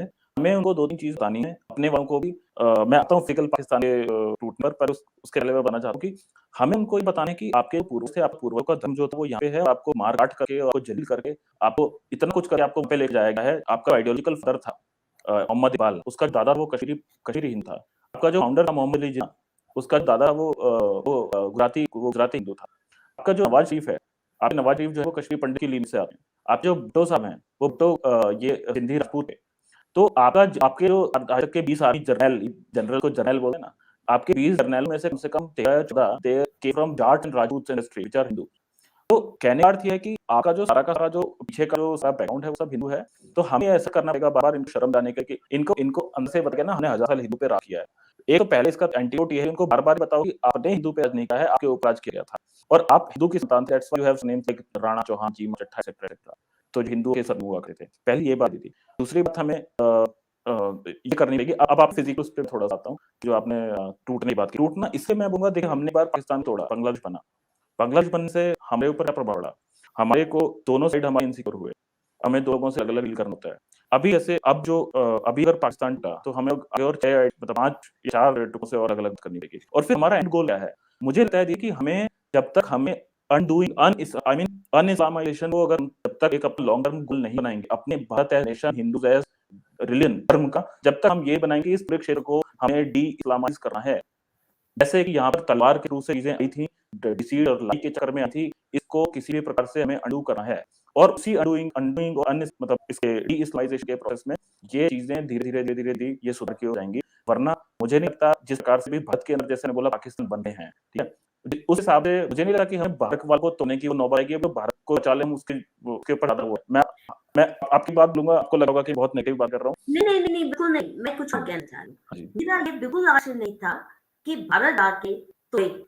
मैं ये जानना चाहती हूँ, जो मेरा असेसमेंट है और बहुत लोगों औरों का भी, कि वो खुद को तोड़ने की कगार पे जैसे अफ़गानिस्तान का उदाहरण लीजिए। बिल्कुल उसको स्टोन एज पर ले गए वापस। आप देखिए उन्होंने अपना हल क्या किया कि उनके खुद के रहने लायक वो मुल्क नहीं रहा। जबकि it was one of the very important cradles of Hindu civilization. It was cradle of Hindu civilization, very prosperous region. और आज आप देखिए वो ओपियम उगा के और ड्रग ट्रेड और गन ट्रेड और इस तरह के ह्यूमन ट्रैफिक मतलब इंसानों का बेखरीद करने के अलावा उनके पास कुछ बचा नहीं। आज हालत देखिए कि खाने के लिए मोहताज हो गए। The point that I'm trying to make is कि अब अफगानिस्तान में सारे मुसलमान हैं, ज़्यादा सुन्नी है, फिर भी उन्होंने अपना हाल रख रखा है। सुन्नी होने के बावजूद भी तो शांत नहीं बैठे, प्रॉब्लम ये है ना। और जो हम शिया को तो मानते ही काफिर, अहमदिया को तो इंसान भी नहीं मानते, वगैरह वगैरह। किसी को भी वो इंसान नहीं मानते और सुन्नी नहीं और तालिबान माइंडेड नहीं। पॉइंट ये है कि उनके अ, खुद के कार्यकलाप ऐसे हैं कि वो दिखता है। और तालिबान ने खुल के धावा बोल दिया है पाकिस्तान की सरकार। अभी सरकार तो कहना मूर्खता होगी क्योंकि वो नेशन स्टेट ही नहीं तो सरकार क्या मिलिशिया मिलिशिया है। मिलिशिया है, that's right. And it's a launch pad for global terrorism. तो already ISI is launch pad की जो प्राइम इंस्ट्रूमेंट फॉर ग्लोबल जिहाद। अब आईएसआई के साथ भी तालिबान ने राज्य के जो जिहादी संगठन है अलग अलग, वो सारे एक दूसरे के खून के प्यासे हैं। और जो मार्च करना शुरू कर दिया इन्होंने पाकिस्तान के शहरों की तरफ भारी संख्या में, तो ये chaos तो होगा ही। वो शांति के लिए तो आ गए नहीं। ठीक है वहां मंदिर तोड़ने को इतने नहीं मिलेंगे, और वो किस्म का लूट नहीं मिलेगा। चलो मस्जिद भले ही ना तोड़े पर और जो कुछ मिलेगा लूटेंगे, छोटे जो हालत इन्होंने और आपस में लड़ मरने की कगार पे। दैट्स दूसरी तरफ बलोच अलग होना चाहते हैं, सिंधी अलग होना चाहते हैं। पंजाबियों को छोड़िए, आप बताइए कौन पाकिस्तान में रहना चाहता है? कोई नहीं। तो उस दिशा से हम कुछ ना भी करें, मेरा सिर्फ ये मेरा सिर्फ ये कंसर्न है कि the Indian government should not go out of its way to talk them up. अगर वो कोलैप्स होते इंटरनली, क्योंकि जो हमारे मी पाकिस्तान में है भाषी भाई, वो तभी टूटेगा उनका मनोबल अगर वहां उनका आका पाकिस्तान टूटा है। दूसरा, अरब देशों में आप देख रहे हैं, सऊदी अरेबिया में कितना एक नया रिफॉर्म का सिलसिला चला है। उन्होंने कुछ जिहादी आउटफिट्स को या जो आइडियोलॉजिकल वहाबी है उनको बैन भी किया। तो उसका क्या असर? ये तो अनाथ है, कहाँ से इनको सपोर्ट मिलेगी? केवल अमेरिका में 2 बिलियन रह जाएगा और यूरोप के इंग्लैंड, क्योंकि वो तो आधा इस्लामी हो चुका है मानसिकता से, तो बचेगा कौन इनको बचाने के लिए? सो अ, ऑपॉर्चुनिटी आने वाला है इनकी, या चाइना कितने दिन करेगा सपोर्ट? क्योंकि चाइना में भी तो अंदरूनी बहुत उथल-पुथल मच रही है ना। अच्छा तो दीदी इसमें मेरी जो सोच है वो ऐसे है कि देखिए हम ना बहुत बार जो लॉजिस्टिक्स होते हैं ना उसको हमारी बीइंग इंडियन हम भारतीयों को थोड़ा ये हम उस फंड आपको नहीं करेगा तो देखिए जब इनका जो ये पूरा ये गिरोह जब आया था सऊदी अरेबिया जब बन रहा था 1400 वर्ष पहले इन लोगों के पास कोई सपोर्ट कोई फंडिंग कोई कुछ नहीं था। जब पाकिस्तान यहाँ पे बन रहा तो पाकिस्तान बनने को लेके भी कोई आउटसाइड सपोर्ट कुछ बहुत ज्यादा मिल रही थी। मैं उन थ्योरी में विश्वास नहीं करा कि उस वहां से पैसा आया वहां से आया, एक्चुअली बहुत ज्यादा नहीं था। ये सब सब अंदर से इन्होंने चीजें की। तो मेरा ठीक है आप ना पैसे के बल पे आप अगले हथियार अपग्रेड कर सकते हो। पर जो बेसिक इंग्रेडिएंट है ना ये इनका वो है आइडियोलॉजी। और वो आइडियोलॉजी ये चीज है तो इन बिल्कुल क्लैरिट है कि काफिर है, काफिर का स्थान तो वो हमारे साथ बन के रहेगा या मर के रहेगा और उस महिला जो है वो हमारे साथ रहेगी। तो ये जो एक एकदम क्लियर कांसेप्ट है दीदी। अब इसमें जैसे मैंने बोला अफगानिस्तानी लोगों को वो गरीब में रह रहे हैं, तो कोई प्रॉब्लम नहीं है। आप अफगानिस्तान के अंदर सर्वे हुआ कि अच्छा कितने लोग शरीयत चाहते हैं। ये पहले ये अश्वनी टाइम की बता रहा हूँ प्री को जो तालीम के टैगोर के पहली बार वहाँ पे 95% 96% लोग चाहते हैं कि शरिया लागू लागू हो यहाँ पे। सो इवन जो वहाँ का सो कॉल्ड लिबरल है वो भी इस्लाम रूल ही आता है। वो थोड़ा इंटरप्रिटेशन अलग हो सकती है उन लोगों की।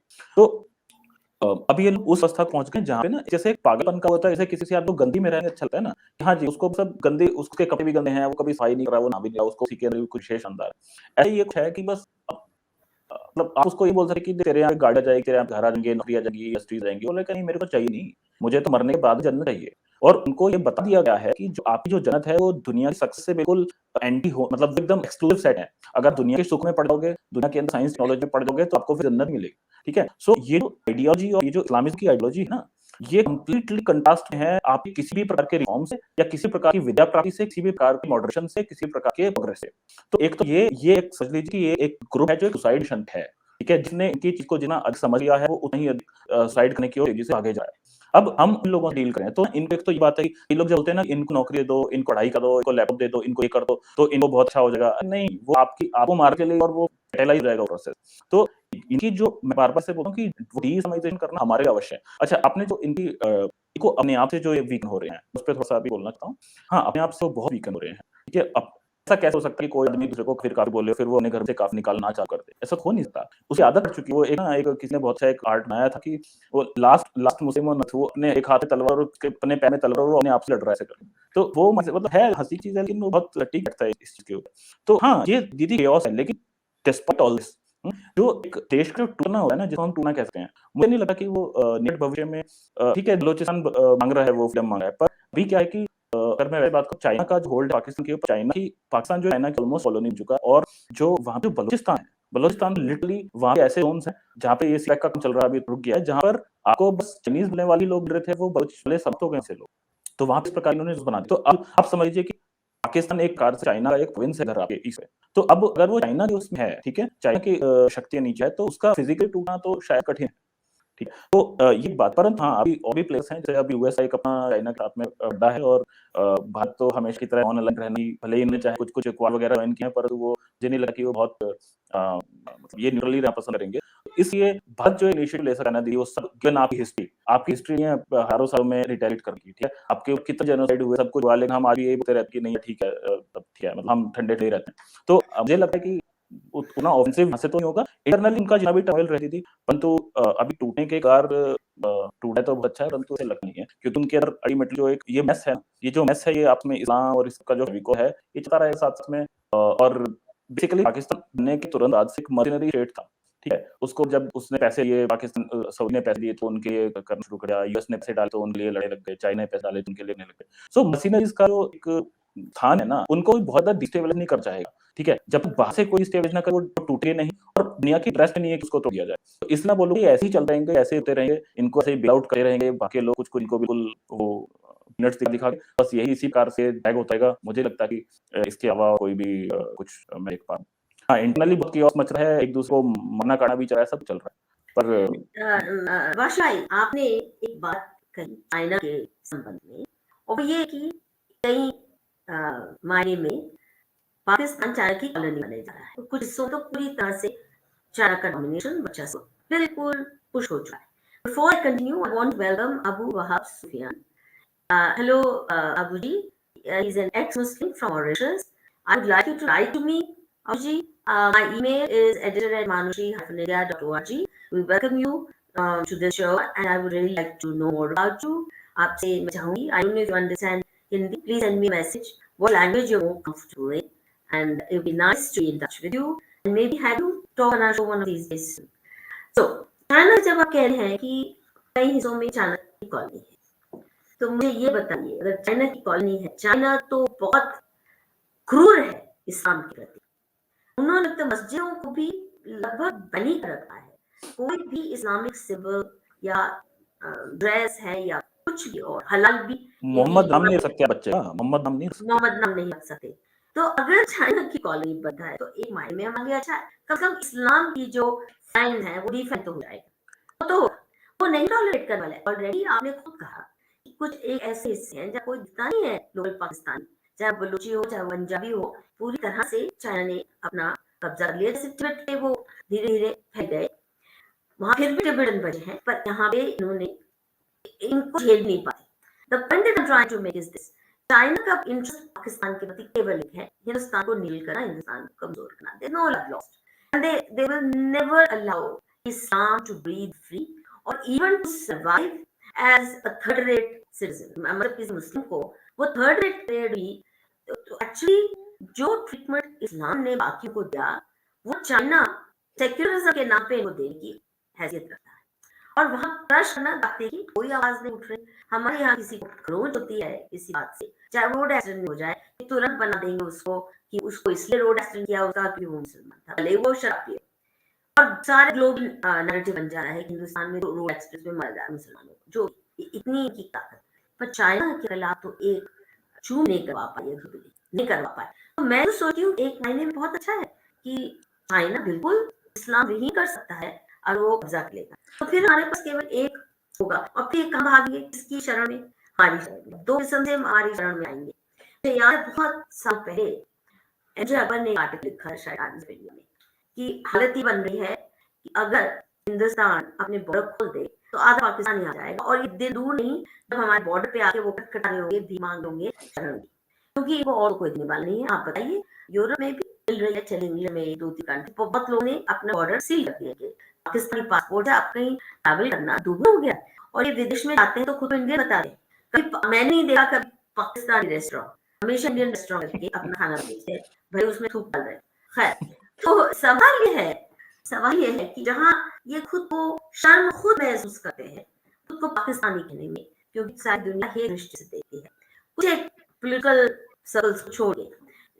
और अगर अरब कंट्रीज भी जो रिफॉर्म प्रोसेस शुरू हुआ, मेरा मतलब ये नहीं था कि कल परसों टूटने वाला है, ये प्रोसेस बहुत तेजी से शुरू हो चुका है। दूसरा, एक्स मुस्लिम्स का जो एक पूरा सुनामी शुरू हो गया है, आप खुद देख रहे हैं। केवल हिंदुस्तान में तो मैं कहूँगी अब छोटा सा ट्रिकल है, पर ग्लोबली मुझे लगता है बहुत जल्दी मिडिल ईस्ट के जो इस्लामिक कंट्रीज है वहाँ पे इस्लाम को छोड़ के लोग भागने वाले हैं, चाहे वो क्रिश्चियन बन जाए। So from frying pan to the fire, पर फिर भी वो बेहतर होगा। पर ये कहाँ जाएंगे पाकिस्तानी? चाइना तो इनको मुस्लिम तो नहीं रहने देगा। कन्फ्यूशस या कोई और समझ बाहर की वो सारी आइडियोलॉजी है, वो वही मतलब it's normal. See you are so mentally stunted. Islam आपको मेंटल रिटार्डेशन इतनी सीवियर कर देता है कि कोई कॉम्प्लेक्स आइडिया, कोई ह्यूमन बात समझ से बाहर हो जाती है, तो कर जाएंगे। और मुझे लगता है मोदी जी कहीं बॉर्डर ना खोल दे। तो एक चीज है अच्छा, तो दीदी इसमें पहले तो चाइना पे एक बात मैं बोलना चाहूँगा। चाइना आपने बिल्कुल ठीक बोला because China uses Pakistan as counterweight to India. So China will never go full throttle de-Islamizing Pakistan's territory. तो उसको पता है कि देखिए उसको अपने शिनजांग में क्योंकि वो उससे फिजिकल कांटेक्ट में वो चीज है वो उसके फिजिकल उसमें है तो इसलिए उसने वहाँ पे पूरा जो उसको ठीक लग रहा था कि यहाँ से सब मोहम्मद बंद कर दो मौलवियों को सुअर खिला दो मौलवी को नला दो ये करो वो करो वो किया पर यहाँ पे उसको क्या है कि ये कॉलोनी यही असर है कॉलोनी में अपने अपने देश में कॉलोनी में क्या करेगा वो यहाँ पे इस्लाम प्रचार प्रसार करवाएगा ताकि इंडिया को लीड करता रहे पाकिस्तान ठीक है वो वहाँ हाँ तो वो बल गेम खेलेगा अपने यहाँ पे शिनजांग में बोले लोगों की मैं तुमको असली इस्लाम बताऊं वहाँ पे कुरान भी चेंज करी इन लोगों ने हाँ? वहाँ पे कुरान भी बदल रहे हैं राइट ऑफ कुरान चल रहा है पता नहीं कौन पैगम साहब आगे लिख रहे हैं वो कुरान लेकिन यहाँ पे क्या चले यहाँ पे वो इस इस्लामिक रेडिकलिज्म को बढ़ावा देंगे अभी भी जो चाइना का सब वैसे जो माओ तुंग और पैगंबर साहब में काफी सिमिलैरिटीज हैं हाँ लेकिन वो तो उन्होंने कत्लेआम की जो आइडियोलॉजी जेनोसाइड की जो आइडियोलॉजी एस्टैब्लिश की तो इनकी शायद इसलिए भी बहुत बनती है हाँ एक्चुअली बनती है क्योंकि एक तरह से आप लोग देखिए आइडियोलॉजी चाहे कैसी भी हो सी आइडियोलॉजिकल फ्रेमवर्क एक बहुत आवश्यक कंपोनेंट है आपके किसी भी सिस्टम को चलने के लिए ठीक है हम बहुत समय से हमारे अंदर जो कमी रही ना वो हमें हमें आइडियोलॉजिकल इतना कंफ्यूज कर दिया गया हमें ना हमारे पास ने सीधा सीधा मतलब एक बैकेंड वर्ड का कोई एक छोटा सा भी हमारे ऊपर वो छोड़ा लोगों ने मतलब किसी एक चीज पे तो कि जनेऊ हो गाय हो ये हो जब भी आप ऐसी बात करते हो कि ये तो सब हिंदू पे कौन है कोई भी में से आया नहीं वहाँ का हिंदू तो गाय खा लेता है आप बोलो तो ना हम इतना कंफ्यूज कर गए फिर हम ना आवश्यकता से अधिक डाइवर्सिटी को सेलिब्रेट करने की हमारे अंदर की हम तो उससे भी सेलिब्रेट करते हैं उससे भी सेलिब्रेट करते हैं तो सब सेलिब्रेट करते हैं अरे भाई ईश्वर ने इतनी अधिक डाइवर्सिटी को सेलिब्रेट करने के लिए को नहीं बनाया अगर हमारे अंदर आज भी ऐसे लोग हैं जो कुछ बोलते हैं कि अरे भारत के अंदर रहने वाला तो कोई भी आदमी ज्योग्राफिक है तो हिंदू है ही तो भाई अगर हिंदू है फिर आप किस रहे हो फिर तो पाकिस्तान हिंदू नहीं है वो आप मार क्यों रहा है हम तो नहीं नहीं लड़ रहे हैं ये तो बिल्कुल भाग रहे बोल बिल्कुल तो अब हम ये तो तो ये हुए हैं हम लड़ा रहे बिल्कुल हैं बिल्कुल हमने तो तो भाई भाई कहा है कि हमारी जबान सूख गई बिल्कुल बिल्कुल दीदी ईश्वर तो अल्लाह कहते कहते हम अपने ईश्वर को भूल गए बोले पर ये बिल्कुल वहीं पे तटस्थ है ये वहीं पे हैं थी और हमारे जो जिन लोगों को क्लैरिटी होनी चाहिए थी आइडियोलॉजिकल वो भी सूफियों की बड़ी बातें करते हैं कि जी सूफी तो बहुत अच्छा है वहाँ पे चल रहे हैं बिना ये करना वो करना जबकि सूफियों से अधिक तो भारत के अंदर कतईआम किसी ने बचा ही नहीं हर एक जो इन्वेस्टर आता था चाहे गौरी हो चाहे गजनी हो गौरी के आने के पहले यहाँ पे मोइनुद्दीन चिश्ती आया था जिसने ख्वाब में आके गौरी को ऐसी कहानी है जो कि इनके वेबसाइट के ऊपर ही मिलती है जिसने मोहम्मद गौरी को बताया कि हिंदुस्तान के जो काफिर हैं हिंदुस्तान जो बुतप्रस्त हैं को इस्लाम में लाने का टाइम हो गया तो बजाओ तलवार लेके सो ये चीज बड़ा प्राउड करते हैं कि उसकी प्रोफेसी वो होगी इसी प्रकार से जो महमूद गजनवी था इससे पहले वो बाबा जो शक वो जो लाहौर में इसका बहुत बड़ा हुआ है वो आया था तो इनके जितने इन्वेस्टर्स थे उसके पहले ये ना कैट एंड वाला होता है ना जो उसमें कस्टडी में किसी से उगलवाना है तो पहले तो ना वो एक पुलिस वाला आके खूब बजाएगा पीछे लट्ठे उसके बाद वो जाएगा तो दूसरा भी पानी लेके आएगा बोले क्यों तू ट्राई बता दें ऐसे कर तो ना इन्होंने बिल्कुल ऐसे ही टेंडर काम किया है सूफियों ने और ये जो तलवार उन्होंने तो वो बोलता है तू क्यों फिर तलवार के तेरे मारेगा तू कल पढ़ ले तो ये आज में बहुत ही इसके साथ इन्होंने काम किया है एनीवे कम बैक टू दीदी चाइना मैंने आपको बताया कि वो गेम खेल रहा है और बहुत समय से खेल रहा है उसने जैश ए मोहम्मद को टेरर ऑर्गेनाइजेशन नहीं डिक्लेयर के ऊपर उसने वहाँ पे यूएन में आपके सामने बार-बार उसने वो डाला ठीक है उसने वीटो किया ठीक है जैश ए मोहम्मद पे कितनी बार वीटो किया जबकि मोहम्मद नाम अपने शिनजांग में उन्हें बैन रखा है तो ये डबल गेम आपके साथ खेलता रहेगा वो पाकिस्तान को अभी टूटने नहीं देगा ठीक है हाँ आगे यदि हम लोग कर सके या हमारा वो तो नहीं वे तो एक चीज है एक आपने बोला पॉलिटिकल की जब वहां से रिफ्यूजियों का वो हुआ तो हाँ ये बहुत बड़ी समस्या है इसे भी शायद कई लोग भारत में जो बहुत सिंपैथी रखते हैं पाकिस्तान से परंतु वो कॉन्सिक्वेंसेस से डरते हैं कि अगर पाकिस्तान टूटा या पाकिस्तान के ऊपर कुछ तालिबानाइजेशन हुआ या कुछ भी हुआ तो जो 1971 में तो फिर भी इधर हिंदुओं की संख्या आई थी भारत के अंदर जो अपने थे इस बार पाकिस्तान से शायद लाखों करोड़ की संख्या में शायद राजस्थान और इसके पंजाब के रास्ते से मतलब उनके पंजाब मुसलमान और उधर सिंधी मुसलमान आने लगे ठीक है तो वो चीजें इनके लोग रिश्तेदार में बताएं एक बिल्कुल और बिल्कुल मुहूर्त की इंडियन स्टेट में शादियां लाओ की है आए दिन वहां से बहुएं लाते हैं दामाद लाते हैं और यहाँ आते वहां नहीं भेजे जा रहे यहाँ बिल्कुल की मुसलमान लड़की वहां जाके नहीं रहना चाहती बिल्कुल बिल्कुल वहां से आ रही हैं बड़ी हम्म, तेजी से और ये भी एक और किस्म की साइलेंट डेमोग्राफिक इन्वेजन है तो इनके हम्म, रिश्तेदार कहते हैं कि यहाँ पे they will consider this the natural right और शायद आपने कहा कि सीएए फिर तो एक क्लेम करेंगे ही सीएए कि हम बिल्कुल ये आपने कहा ना कि जो भी ग्रसित है दुखी है तो हम है ना हम भी ऐसे ही लोग हैं और ये नहीं हमारे एक है नहीं खतरे नहीं की नहीं बात है नहीं दीदी सीए है ना सीए एक्चुअली मैं बोलूंगा कि एक बहुत अच्छे कामों में से एक है अगर इसको थोड़ा सा हेलो वाशिंग एक भैया एक सेकंड थियोरेटिकल एक सेकंड मैं अपना आर्गुमेंट रखा हूँ है ना मैं आपको आप मुझे करेक्ट कीजिए मुझे लगता है कि कम से कम पहली बार किसी ने देखिए इतना ज्यादा उनको कहा होगा कि इतना सा कुछ होगा उसके बारे में उन्होंने वहां पे लाके रखा कम से कम हम इन प्रिंसिपल पहली बार भारत ने एक ये मैसेज डाला है कि जो जो हिंदू हिंदू सिख कहीं न कहीं वो भारत की रिस्पॉन्सिबिलिटी है। कहीं न कहीं एक डिस्टिंक्ट एक थोड़ा-सा एक फिलॉसफिकली ये इस चीज़ से पता चलता है कि भारत स्टेट पहली बार उस दिशा में बढ़ रही है कि चलो यार कम से कम ये देश जो पहले कभी हिंदुस्तान का हिस्सा थे। ना वो भी आपकी रिस्पॉन्सिबिलिटी है कहीं न कहीं दूर-दूर से। और ऐसा मुझे लगता है कि मैं गलत सोचता हूँ, पर ऐसा मुझे लगता है और अच्छा इसलिए भैया, हुँ, इस पे 1 मिनट।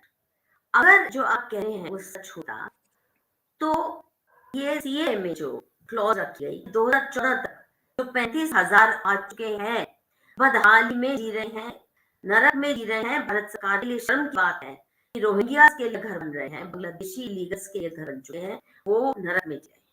केवल वो 35,000 पाकिस्तान से आए या बांग्लादेश से आए हिंदू रेफ्यूजीज के लिए बनाया है। ये नहीं कहा जैसे इज़राइल कहता है, कहीं भी कभी भी कोई ज्यू अपने को पर्सिक्यूटेड महसूस करता है, तो नेचुरल होम इज़ इज़राइल, चाहे वो अफ्रीका का ज्यू हो, चाहे नागालैंड का ज्यू हो, चाहे महाराष्ट्र का ज्यू हो या कहीं का यूरोप का।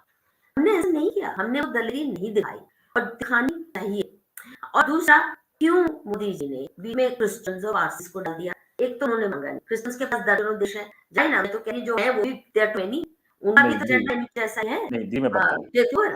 और नहीं, Parsis they I mean they never asked for it, वो जाते हैं वेस्टवर्ड जाते हैं। और जो बचे हैं वो भी इतने सेक्युलर हो गए हैं कि हम ही गालियाँ सुनाते हैं, भूल गए कि किस हाल में आए थे। मेरे जितने भी पास पारसी दोस्त हैं, पुराने रहे, आई टेल यू मैं दंग हूँ कि वो कैसे इन कट्टर इस्लामियों के साथ पाकिस्तान डिफेंस में खड़े हो गए हैं। वोकिज्म कहो या लिबरलिज्म कहो या लिबटार कहो, उस खेमे में पहुंच गए हैं।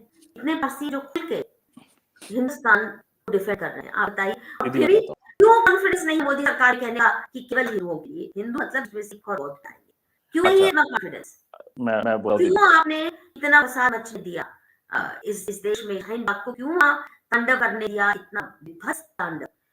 पहले दिन उठा देना चाहिए था वहां से। अब बैठिए अंदर शाहबाग के अंदर, हाय आप नहीं ब्लॉक कर सके, कुछ भी करो, इसको इमरजेंसी मेजर के रूप में इतना अंडर किया। अब उनकी हीरोइक गाथा किताबें लिखी जा चुकी हैं और करिकुलम में सारी यूनिवर्सिटी में पढ़ी जा रही है कि उनकी नानियां और दादा कितनी हीरोइक थी और मोदी सरकार को झुका दिया।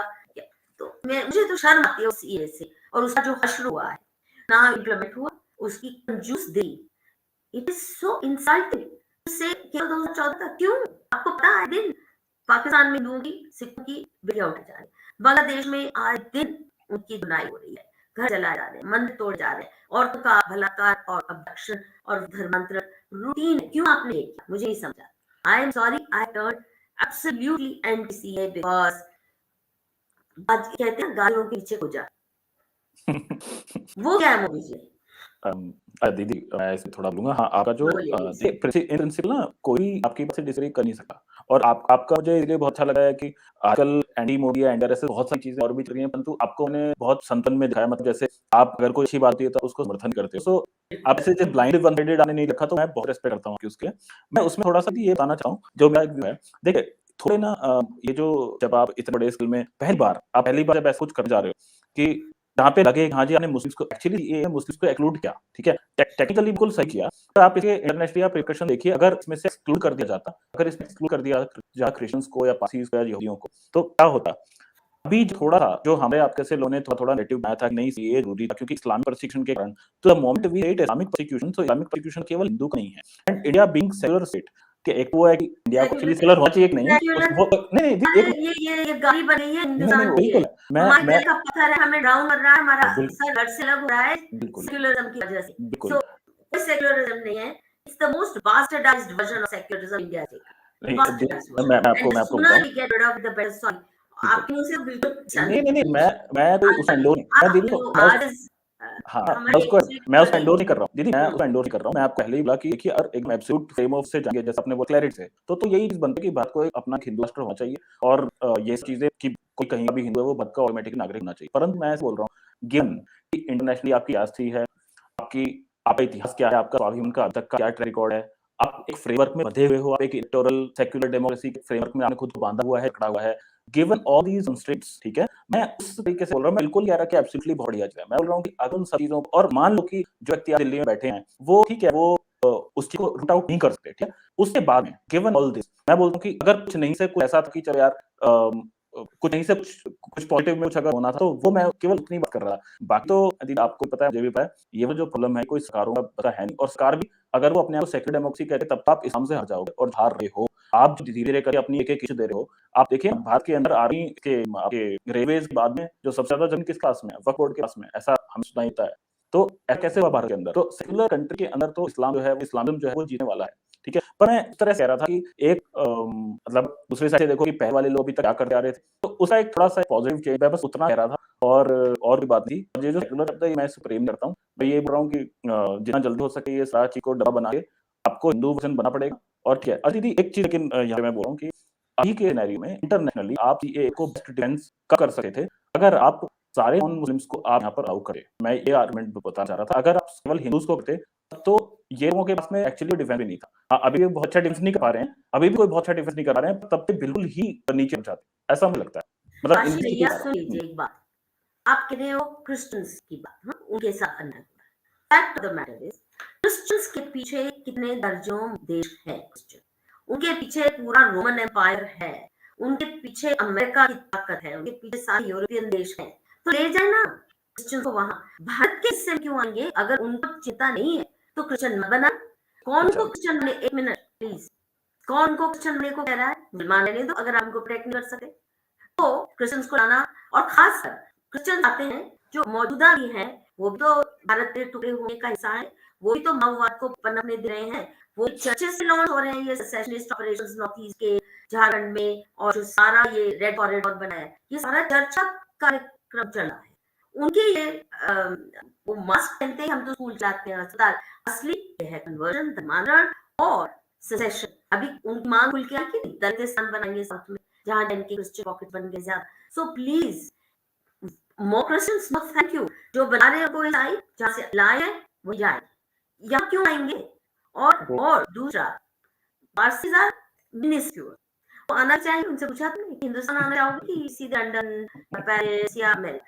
they won't come, and therefore to needlessly include them when they have many more options. Now the main thing is कौन persecute हो रहा है? बौद्ध हो रहे हैं बांग्लादेश में, पाकिस्तान में कोई बचा ही नहीं होगा बौद्ध, बांग्लादेश में है सारा चकमाचो टेरिटरी, और सिख हो रहे हैं बचे थोड़े बहुत, और हिंदू सिख एक ही मानना चाहिए।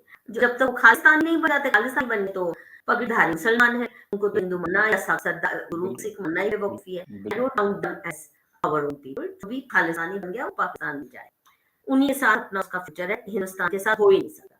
The point I am trying to make is this, number 1, आपने कुछ दिया भी नहीं, 35,000 आ चुके, एक भी और ऐड नहीं आपने को दिया, 2014 की आपने डेडलाइन बना दी।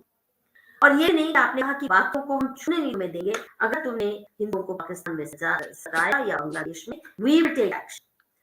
We will take action. There will be retaliatory action of a very serious kind against Pakistan और बांग्लादेश। वो तो करते ही, उनको वीडियो का हवाले कर रखा है, यहाँ आने नहीं देते। काहे को? फिर क्यों लाए ये लॉ? क्यों लाए? उन 35,000 का इंतजाम और तरीकों से हो सकता था, और तरीकों से हो सकता था। इतना फसाद मचा दिया, हिंदुस्तान को इतना बदनाम किया, किस लिए? एक भी नया व्यक्ति नहीं आ सकता। So I'm sorry, I will not defend it. I think इस देश को इतना खतरे में डाल दिया, यहाँ गृह युद्ध जैसी परिस्थिति बना दी, फिर उनके आगे घुटने टेक दिए, लागू करने की हिम्मत नहीं है। तो it's the most stupid, धीमी way of doing tokenism for Hindus, whereas real protection is being given to enemies of India. That's how I feel about CAA. दीदी इसमें एक एक चीज मैं थोड़ा बोलना चाहूंगा। देखिए एक ना बैगेज है हमारे ऊपर भी, थोड़ा सा अदर देने वाली मैं बात करूंगा। देखिए मैं भी, हम लोग ऐसे शुद्ध काम के लिए या जातीय के काम के लिए हम जंगलों में, लोगों के अंदर, गरीबों के अंदर, वाल्मीकि अपने आदिवासी भाइयों के बीच में रहे हैं। एक जो समस्या जो दिखती है ना दीदी, ये जो कन्वर्जन भी हो रहा है, हमारे लोगों को कन्वर्ट कर रहे हैं, एक्चुअली वो सबसे ज्यादा उसका कारण ये है कि हमारे हिंदुओं के अंदर ना, हम हिंदू के अंदर अपने ही लोगों के साथ में मिलके बैठने की परंपरा समाप्त हो चुकी है। अब आप देखिए कि इतने सारे एक्स मुस्लिम्स आते हैं या लोग वापस होके आते हैं, हर कोई भी हिंदुओं का बड़ा धर्मगुरु है कि वो वेलकम करता है। क्या उसने एक भी कभी स्टेटमेंट देता है कि उसने कभी ये बनाने की किसी ने भी प्रयास किया कि हमारा धर्म तैयार है आप लोगों को वापस लेने के लिए? एक भी कहीं से वेलकमिंग वो नहीं है। दूसरी बात ये है कि हमने इतने वर्ष यहाँ पे आदिवासियों के बीच में भी कार्य किया है, एक ही समझ में आता है, जो वहाँ पे पहले चला जाएगा वो उनको कन्वर्ट कर लेगा। आप वहाँ पे अगर पहले चल गए तो आप उनको हिंदू बनाओगे, कोई मुसलमान पहले चला गया वो मुसलमान बनाएगा, कोई वहाँ पे क्रिश्चियन पहले चला गया उसको क्रिश्चियन बनेगा। जो उनके बच्चे के हाथ में बैठ के रविवार को केक खा लेगा दीदी, जो उनको चॉकलेट देगा दीदी, जो उनको थोड़े नए कपड़े देगा दीदी, उनके सामने चले जाएंगे, वो सीधे लोग हैं। ठीक है, हम बैठ के मजाक तो करते रहते राइस बैग कन्वर्ट। फिर तो अगर वो एक राइस बैग के लिए कन्वर्ट होते हैं तो आप पैसा कलेक्ट करके 2 राइस बैग करके वापस ले आइए। हमने एक ये वो बना दिया है। और ये भी समझ में आता है दीदी, आप अगर पहले नहीं जाएंगे तो उनके जीवन में एक वैक्यूम है जो बचाएगा। ठीक है, वैक्यूम ही नहीं रहेगा। तो हमें ना थोड़ा, जो मैं वहाँ पे क्रिश्चियन की बात बताना चाहता था, पाकिस्तान जितने क्रिश्चियन है ना दीदी, वो आपको थोड़ा नहीं नहीं बहुत हाँ, तकलीफ में हूँ। ठीक है, चलो ठीक है, तो नेवर मैं भी माइंड। बता था कि वहाँ के जो क्रिश्चियंस हैं वो अधिकांश जो हैं वो एक जो कम्युनिटी है हमारे यहाँ पे को चूड़ा कम्युनिटी वहाँ बोला जाता है पाकिस्तान के अंदर, ठीक है? वो बेचारे कभी किसी समय पे वो अपनी उस लत से बचने के लिए जो उनको मैला-वैला से ढोना पड़ता है, तो वो किसी कारण से देखिए हिंदू के अंदर तो हम यही हैं मुसलमान को उठवाते हैं मैला, तो उनको ऐसे लगा कि शायद कुछ बेहतरी हो सकती है अगर वो अंग्रेज़ों वाले फ़ेथ में चले जाएँ तो। मैं इसको ना बहुत उनको एक बहुत बड़ी एक चर्च के एस्टेब्लिशमेंट का भाग नहीं समझ के एक भाग समझता हूँ कि ये हमारे वो लोग हैं जिनको हिंदू के ही अकर्मण्यता के कारण मतलब मैं अब अपनी गलती बोल रहा हूँ कि हमारी अकर्मण्यता के कारण जो लोग हमारे छिटके जुड़ गए हैं, हमें दीदी एक्चुअली इस क्राइस्ट के अंदर हमें अपॉर्चुनिटी हमें देखनी चाहिए। ये देखनी चाहिए कि हमें ना इसके पैरेलल शुद्ध ही एक समाधान है। हमको जितना भी मुस्लिम, ईसाई, बाकी लोग जो भी हैं, हमें अपने धर्म का एक बड़ा होकर दिखाने की भाई ये आपके पूर्वज थे, ये हम आज से 2000 साल पहले थे, तब हम बहुत सुखी थे। उसके बाद में यहाँ पे जो भी हुआ, यहाँ पे खून खराबा हुआ। अब इसको अनडू करने का समय आ गया है। आप अपनी इंटेलेक्चुअल, साइकोलॉजिकल और फिलोसॉफिकल स्पिरिचुअलिटी आप सामने रखिए।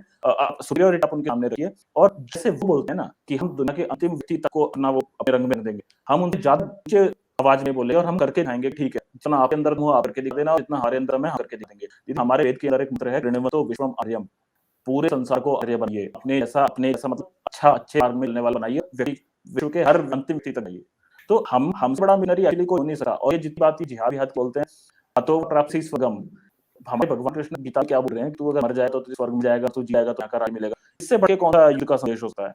हमने एक्चुअली इन लोगों को, इनके मिशनरीज़ को, इनके वॉरियर्स को कुछ मुझसे ज़्यादा हम बढ़ा चढ़ा के कर दिया है। ये हमारे अंदर से निकले हुए बच्चे हैं, हमें ही इनको वापस लाना है, हम ही इनके बाप हैं, हमें ही इनको वापस अपने अंदर मिल लेना है। यही हमारा एक उद्देश्य होना चाहिए और ये जो छोटी इस प्रकार की बात है मतलब मैं क्यों बोलूँ कि मेरे क्षेत्र में रहने वाला जो ईसाई है, वो एक चर्च के एस्टेब्लिशमेंट है, ठीक है, होगा वो किसी का भी। हमारा उद्देश्य है कि हम उसे अपने अंदर मिलाएँगे, हम मिलाना है और अगर हम नहीं मिला रहे तो ये हमारी गलती है ना? तो आपकी ये बिल्कुल बात सही है, 2-3 बातें मैं सवाल उठाऊँगी। एक तो लेट्स नॉट फॉरगेट चूड़ा शब्द हमारे कल्चर का नहीं है और चूड़े होते भी नहीं थे। आप देखिए प्री इस्लामिक इंडिया में कहीं कोई मेला डोने वाला काम, क्योंकि हमारे शहरों में सैनिटेशन सिस्टम बहुत एडवांस था मोहनजारो के युग से। ये जो मेला डोने का काम इन्होंने करवाया स्लेव्स बना के लोगों को और चूड़ा और किसी से भी आप वो मेला अगर उठाओगे, कितना भी उदार दिल हो, उसको गले लगाना बड़ा मुश्किल है। आप बताइए कोई गंदी नाली में डिप करके आया, चाहे आपका सब भाई हो, आप उसको गले नहीं लगा सकते। इन्होंने बनाया इस्लामी युग में ये चूड़ा शब्द आया।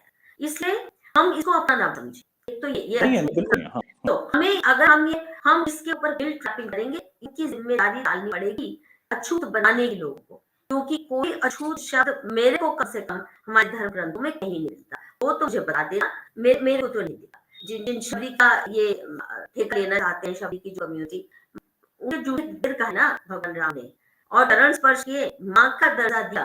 तो ये एक ये बात। दूसरा, आपने बहुत अहम सवाल उठाया और वो बहुत जुड़ा हुआ है कि क्या हम जो हमारे अंदर के पाकिस्तान बने जा रहे हैं, उनका क्या करें?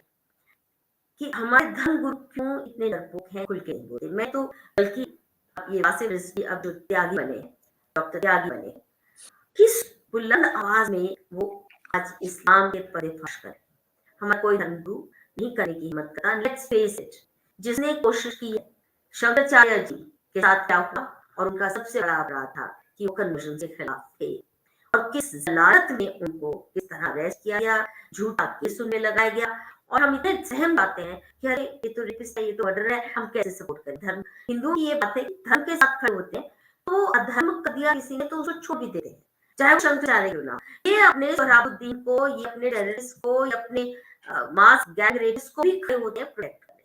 सवाल ये है कि अच्छा आसाराम जी, अब उनके केस इतने जो मैंने स्टडी किया है, बिल्कुल लगता है फर्जी केस, उतने फर्जी जितना आसिफा का रेप केस। तो मैंने स्टडी किए उनके डॉक्यूमेंट्स और खुल के बोलते थे धर्मांतरण के खिलाफ और जो आदिवासियों में या जिनको ये कन्वर्ट करने के चक्कर में वहाँ उनका अच्छा वर्चस्व बन रहा था, धर्मांतरण को रोक पा रहे थे। और क्या किया आसाराम को बेल तक नहीं मिल रही, ट्रायल भी नहीं चल रही। 85 साल का वृद्ध व्यक्ति जिसकी लाखों करोड़ों की फॉलोइंग हो, तो वहाँ पे उन्होंने कब्जा करने, कुछ पॉलिटिशियंस ने उनके आश्रम, उनकी प्रॉपर्टीज कब्जा करने के चक्कर में उनको बाहर ही नहीं निकलने देना। और मेन कारण मोदी सरकार क्यों ये करने दे रही है, आप बताइए। मोदी को तो पता है गुजरात में धर्मांतरण रोकने का काम, ये गुजरात में ही उत्तर भारत में आसाराम करते थे, उनको जलील करके रखा। उसके बाद मुझे बताइए दूसरा जो हमारा सरकारी तंत्र है, जैसे मंदिरों को, अपने सेक्रेड श्राइन्स को बड़े-बड़े को कब्जे में किए बैठा है। जिस धर्मगुरु ने आवाज उठाई, चाहे वो जग्गी सद्गुरु क्यों ना हो, इनकी मर्जी के खिलाफ उसका आश्रम टेक ओवर करेंगे? क्या करेंगे वो? ये जो टेक ओवर किया है, इन्होंने अगर हमारे सबसे सेक्रेड श्राइन्स कब्जा करके सौंप रखे, वैष्णो देवी श्राइन मुसलमानों के हवाले किया हुआ था, अभी भी वहाँ पे उनका बोलबाला है।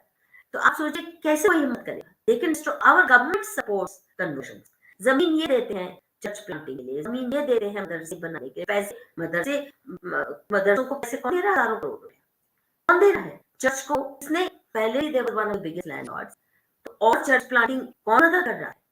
हमारा सरकारी तंत्र। So actually, if you look at the behavior of the Indian state is actually actively, militantly out to destroy Hindu civilization. ये हमारी कमजोरी है। मैं कैसे अकेले, आप कह रहे हैं ये जाते हैं गरीबों के बीच में, उनके पीछे कितनी बड़ी ताकतें हैं, कितना पैसा है, करोड़ रुपया वो भाते हैं।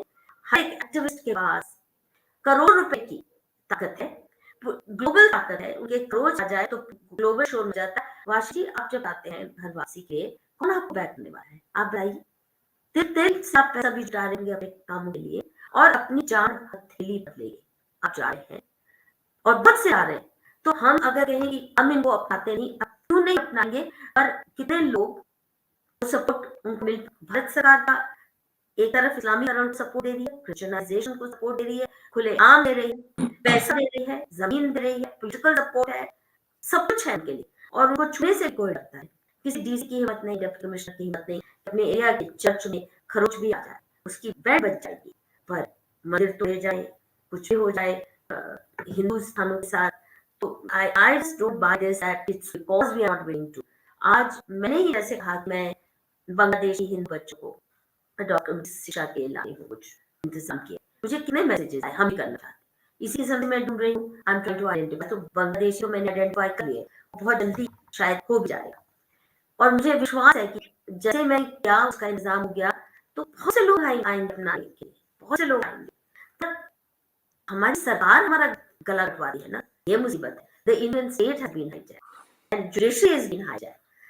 मुझे या तुम्हें कोई सत्तर से अलग करके चला जाए, ना हमारी पुलिस ने हमें मदद करनी है, ना हमारे पॉलिटिशियन से करनी है, बल्कि ये कहे तो बोलती थी ना खुल के, तो नहीं था, जरा जान लगाम लगाती तो नहीं होता, ये बोलेंगे, ये सपोर्ट नहीं मिलने वाला मुझे, भाजपा की सरकार या कोई और। तो सवाल ये है, अपने को दोष देने की बजाय जो असली जुल्म का सोर्स है, जिसकी वजह से हम कमजोर कर रहे हैं, आज हमारी खुद की सरकार हमें कमजोर करती है, हमारी जुडिशरी हमें कमजोर करती है, हमारी पुलिस हमें कमजोर करती है, और सारा तंत्र घुसपैठ। अगर हमारे सबसे बहादुर जनरल को इन्होंने बेमौत मार दिया, कितनी बेरहम मौत मार, तो ये साबोटाज है, ये इंटरनल साबोटाज है। इसका मतलब मिलिट्री है, दैट लेवल आल्सो साबोटाज घुसे पड़े। तो आप सोचिए, तो ये कितनी कमजोरी है हमारी। दीदी इस ना मैं ये बोलना चाहूंगा बिल्कुल कि खरी बातों से कोई भी व्यक्ति डिसएग्री कर नहीं सकता, तो मैं थोड़ा इसको उसमें लेके जाना चाह रहा हूँ कि गिवन की स्टेट ऐसे हो चुकी है, ठीक है, गिवन की रॉड बहुत डीप है, गिवन की ये टेम्पलेट ऐसा बन चुका है कि कोई व्यक्ति अगर ये सेक्युलर डेमोक्रेसी वाले फ्रेमवर्क में अगर जी के आया है, तो वो he or she is bound to behave in certain fashion, ठीक है, ये no doubt about it, given की है। अब हमें एज हिंदूज हमें क्या करना है कि हमारे आगे वाले बच्चे जिता रहे हैं, और न सिर्फ जिता रहे हैं, स्वाभिमान से जीत रहे हैं, और स्वाभिमान से धर्म का पालन करें और धर्म का प्रचार प्रसार करें। उसके लिए दीदी मैं ये कह रहा था कि मैं एक चीज समझाऊं दी, बड़ा जितने भी लोगों से राजनेताओं से थोड़ी बहुत जो जानते जो उनको देख समझ में आता है, ये जैसे कहा जाता है कि जो अधिक यहाँ पे नंग बनाम आएगा, जो अधिक लाएगा, जो एक न्यूज़ वैल्यू रखेगा, उस बात से ले जाएगी, ठीक है। ये ऐसा है कि जो है ना, बाप पे यहाँ 4 बच्चे हैं, उनमें से जो 3 बचे हैं वो ठीक है, लेते हैं अपनी चीज, जो चौथा है वो बहुत दंगई है, तो माँ कई बार शांति ले क्या करती है कि अच्छा इसको एक ही जगह 2 चॉकलेट दे देते हैं। तो भारत के अंदर ये इस तरह के सोकल्ड माइनॉरिटी ग्रुप्स हैं, वो इस प्रकार से ऐसे बच्चे गए हैं जिसको सरकार ने अपने को मार मच दिया है, उसके बाद वो बेचारे अपने मेजोरिटी बच्चों के साथ में भेदभाव कर ही चले रहे हैं। किस चीज के नाम पे? शांति के नाम पे। मैं आपको बता सकता हूँ, इतने सारे पुलिस ऑफिसर दीदी, हर जब लड़की वगैरह रेस्क्यू करने की बात आई है, आपके सामने कितने ऐसा होंगे, एक हिंदू बच्ची को एक वो घर का जिहादी वो एक वो ले चला गया है, उठा के गया है, और एफआईआर के अंदर उसका नाम ही नहीं है। हमने जाके पूछा कि भैया इसका नाम क्यों नहीं है इसके अंदर, तो ऑफ रिकॉर्ड ये बताते हैं कि भैया ये लोग आके थाना भी घेर लेते हैं, ये आके थाने को आग भी ला देते हैं, इसके लिए हम चाहे भी नहीं कर सकते, ठीक है। तो मैं आपको बोला कि तो ये बात तो मेरे को बता, जब अगली बार एसपी साहब आएंगे तो उनको बताना, और एसपी साहब बोलना है अगली बार सिक्योरिटी की मीटिंग होगी, यहाँ पे होम मिनिस्टर साहब आएंगे, वहां पे बताए। वो मुझे मत बताओ कि मैं अपनी बच्ची को क्यों नहीं बात करता, क्योंकि तुम्हारे को खतरा है। अगर तुम्हारी चौकी एक पर्टिकुलर के खिलाफ बनाने वाले हैं, ये चीज तुम हायर लेवल पे उठाओ, और ये चीज को सामने आना चाहिए कि पुलिस एफआईआर के अंदर एक सेन माइनॉरिटी के लोगों के नाम नहीं थी है, क्योंकि उनको खतरा है कि उनका चौकी चला जाएगी। मैंने कहा, मेरे साथ चिट्ठी लिख सकते हो अपने साहब? तो ये एक तो दीदी मैं जो समझ पाया वो ये कि ठीक है, स्टेट को रिफॉर्म और ये सब रिफॉर्म जो है, वो तो एक बहुत ही शायद टेढ़ी चीज़ है और फिर तुम इनसे इनके सामने दीवार में सिर मारने वाली बात है। पर मुझे लगता है जो हमारे पास एक छोटी-सी विंडो है, जो हम जो कार्य करने वाले हैं, हम ये मान के चल के ठीक है, ये स्टेट है जहाँ पे केओस है और स्टेट आपकी कोई हेल्प नहीं करने वाली। हाँ, हेल्प केवल उसके से करेगी जब उनको पता लगे कि अच्छा, मैं कोई ऐसी हिंसक बात नहीं बोल रहा हूँ, बस मैं बता रहा हूँ कि अगर किसी पुलिस वाले को ये भी है कि अगर वो लोग थाना ला सकते हैं, तो कोई दूसरे लोग भी थाना ला सकते हैं। जिस दिन ये वाली जो स्ट्रीट पावर का अगर थोड़ी-सी झलक मतलब मैं नहीं बोल रहा कि वहाँ दिखनी चाहिए, पर लेकिन उनको पता होना चाहिए कि अगर अब से अगर आगे हमने बदमाशी करी, तुमने ऐसे वन साइडेड चीज़ें करी, तो थाना और लोग भी जला सकते हैं। तो इस प्रकार से यदि ये वाला जो स्ट्रीट पावर का जो मैसेज दी थी, ये वाला जो हिंदुओं के अंदर अभी मिसिंग है, ये मतलब कोई इसी बात नहीं है कि ऐसा करना है, पर ये जो न्यूसेंस वैल्यू जो अगेन न्यूसेंस वैल्यू के द्वारा जो इतनी स्पेस क्रिएट कर रही है ना, जिसके सामने सभी लोग डरते हैं। ये स्पेस जिस दिन हिंदू क्रिएट करेगा, जिस दिन सब राजनेताओं को पता होगा, यदि इनकी बातें नहीं मानी तो फिर बचा कुछ नहीं। ठीक है? जब आर्य वाली हमला है, उसके बाद तो दीदी इसमें 2 कंपोनेंट बच जाते हैं। एक तो हिंदू का जो एक सशक्तिकरण कि जितना संभव हो सके बड़े-बड़े जो जितने भी हमारे अच्छे संगठन हैं, जो हिंदू रक्षा कार्य करते हैं, हिंदू सेवा का कार्य करते हैं, उनके साथ हर हिंदू व्यक्ति जुड़े। ठीक है? अपने आप को जोड़ के रखें वहाँ से। तो संगठन ये करते रहें ताकि ये वाली जो शक्ति का स्वरूप है, ये चमकता रहे सरकार वाले लोगों को भी भाई दूसरी तरफ से शक्ति उठ रही है। और दीदी दूसरा मेरा निवेदन ये है कि हम जितना अपने इंडिविजुअल और संगठन लेवल पे, सामाजिक स्तर पे अज़्यूम की सरकार कुछ नहीं करेगी। अज़्यूम की सरकार जो सिंपैथेटिक है दूसरे लोगों के, हम क्या करते हैं? अगर हम हमारे आस-पास में हमारा एक दलित भाई है, कोई हमारे झाड़ू लगाने वाला है, ऐसा कुछ है, दिवाली के दिन हम जाके उनको अपना एक गिफ्ट देते हैं कि उसके बच्चे के साथ पटाखा ला सकें, उसके साथ बैठ के मिठाई खाते हैं, है ना? तो हमें अपने लोगों के साथ में एक बनाने तो कोई सरकार रोक रही नहीं। ये जो कन्वर्जन के लिए जो बेचारे लोग अब आप देखिए हमारे घर में आने वाले जितने काम करने वाले लोग हैं, अधिकांश रूप से अगर दिल्ली एनसीआर की बात करूँ तो 50% चांस है कि वो क्रिश्चियन होगी। वो मेड आने वाली क्रिश्चियन होगी, भले नाम हिंदू होगा। ऐसा क्यों हो रहा है दीदी? मैं बचपन से एक चीज़ देखी है, यहाँ दिल्ली एरिया में तो विशेष रूप से देखा है, दिवाली पे जब हमारे जब बहुत सारी मिठाइयाँ घर में आती थी, सबको होता था, तो 2-3 दिन वो मिठाई हम खाते जब उग जाते, जब वो खराब होने वाली होती तो हमारे घर होता था तब इसको कामले को देंगे। तो हमारा ये एक हमारे अपने लोगों के प्रति हमारा ये ऐसा बिहेवियर रहता है, जिसके कारण से हमारे बच्चे जो हैं वो हमारे अपने ही धर्म के बच्चों के साथ में इनके कोई कनेक्ट नहीं होता उसमें। मुझे लगा कि ये चीज़ हमें करनी पड़ेगी और साथ-साथ में हम ये मान वो लें चीज़ कि करनी पड़ेगी हाँ, वाशिंग हाँ, पार्टी हाँ, जी, उसमें हाँ कोई जी। 2 राय नहीं है कि खाइयाँ पार करनी पड़ेंगी, घर वापसी की बस, मुहिम बस, चलानी पड़ेगी। चलानी पड़ेगी जी। किंतु जब आप पुलिस की बात कर रहे थे, ये मत भूलिए कि पुलिस बहुत बिकाऊ भी है, क्रिमिनलाइज़्ड भी है और बिकाऊ क्योंकि जहाँ भी मैं गारंटी से नॉलेज से कह रही हूँ कि हर थाने जहाँ पे भी ये मिनी पाकिस्तान है, वहाँ पे रेगुलर मंथली चढ़ावा आता है उस कॉलोनी से। आता इसलिए उस कॉलोनी में शाहीनबाग में कभी पुलिस घुसेगी नहीं, ये डर से भी। पर अगर डर क्यों है? हमें तो पुलिस कहती है, पुलिस से बड़ा गुंडा कोई नहीं होता, ये कहती है। और इनके ऑफ कोर्स पॉलिटिकल मैनिपुलेशन बहुत है, पॉलिटिशियन ही पुलिस वाला जो कोई डिटरमिन्ड एक्शन लेगा तो उसके पीठ पर जाएगा, पर दिखाऊ भी है।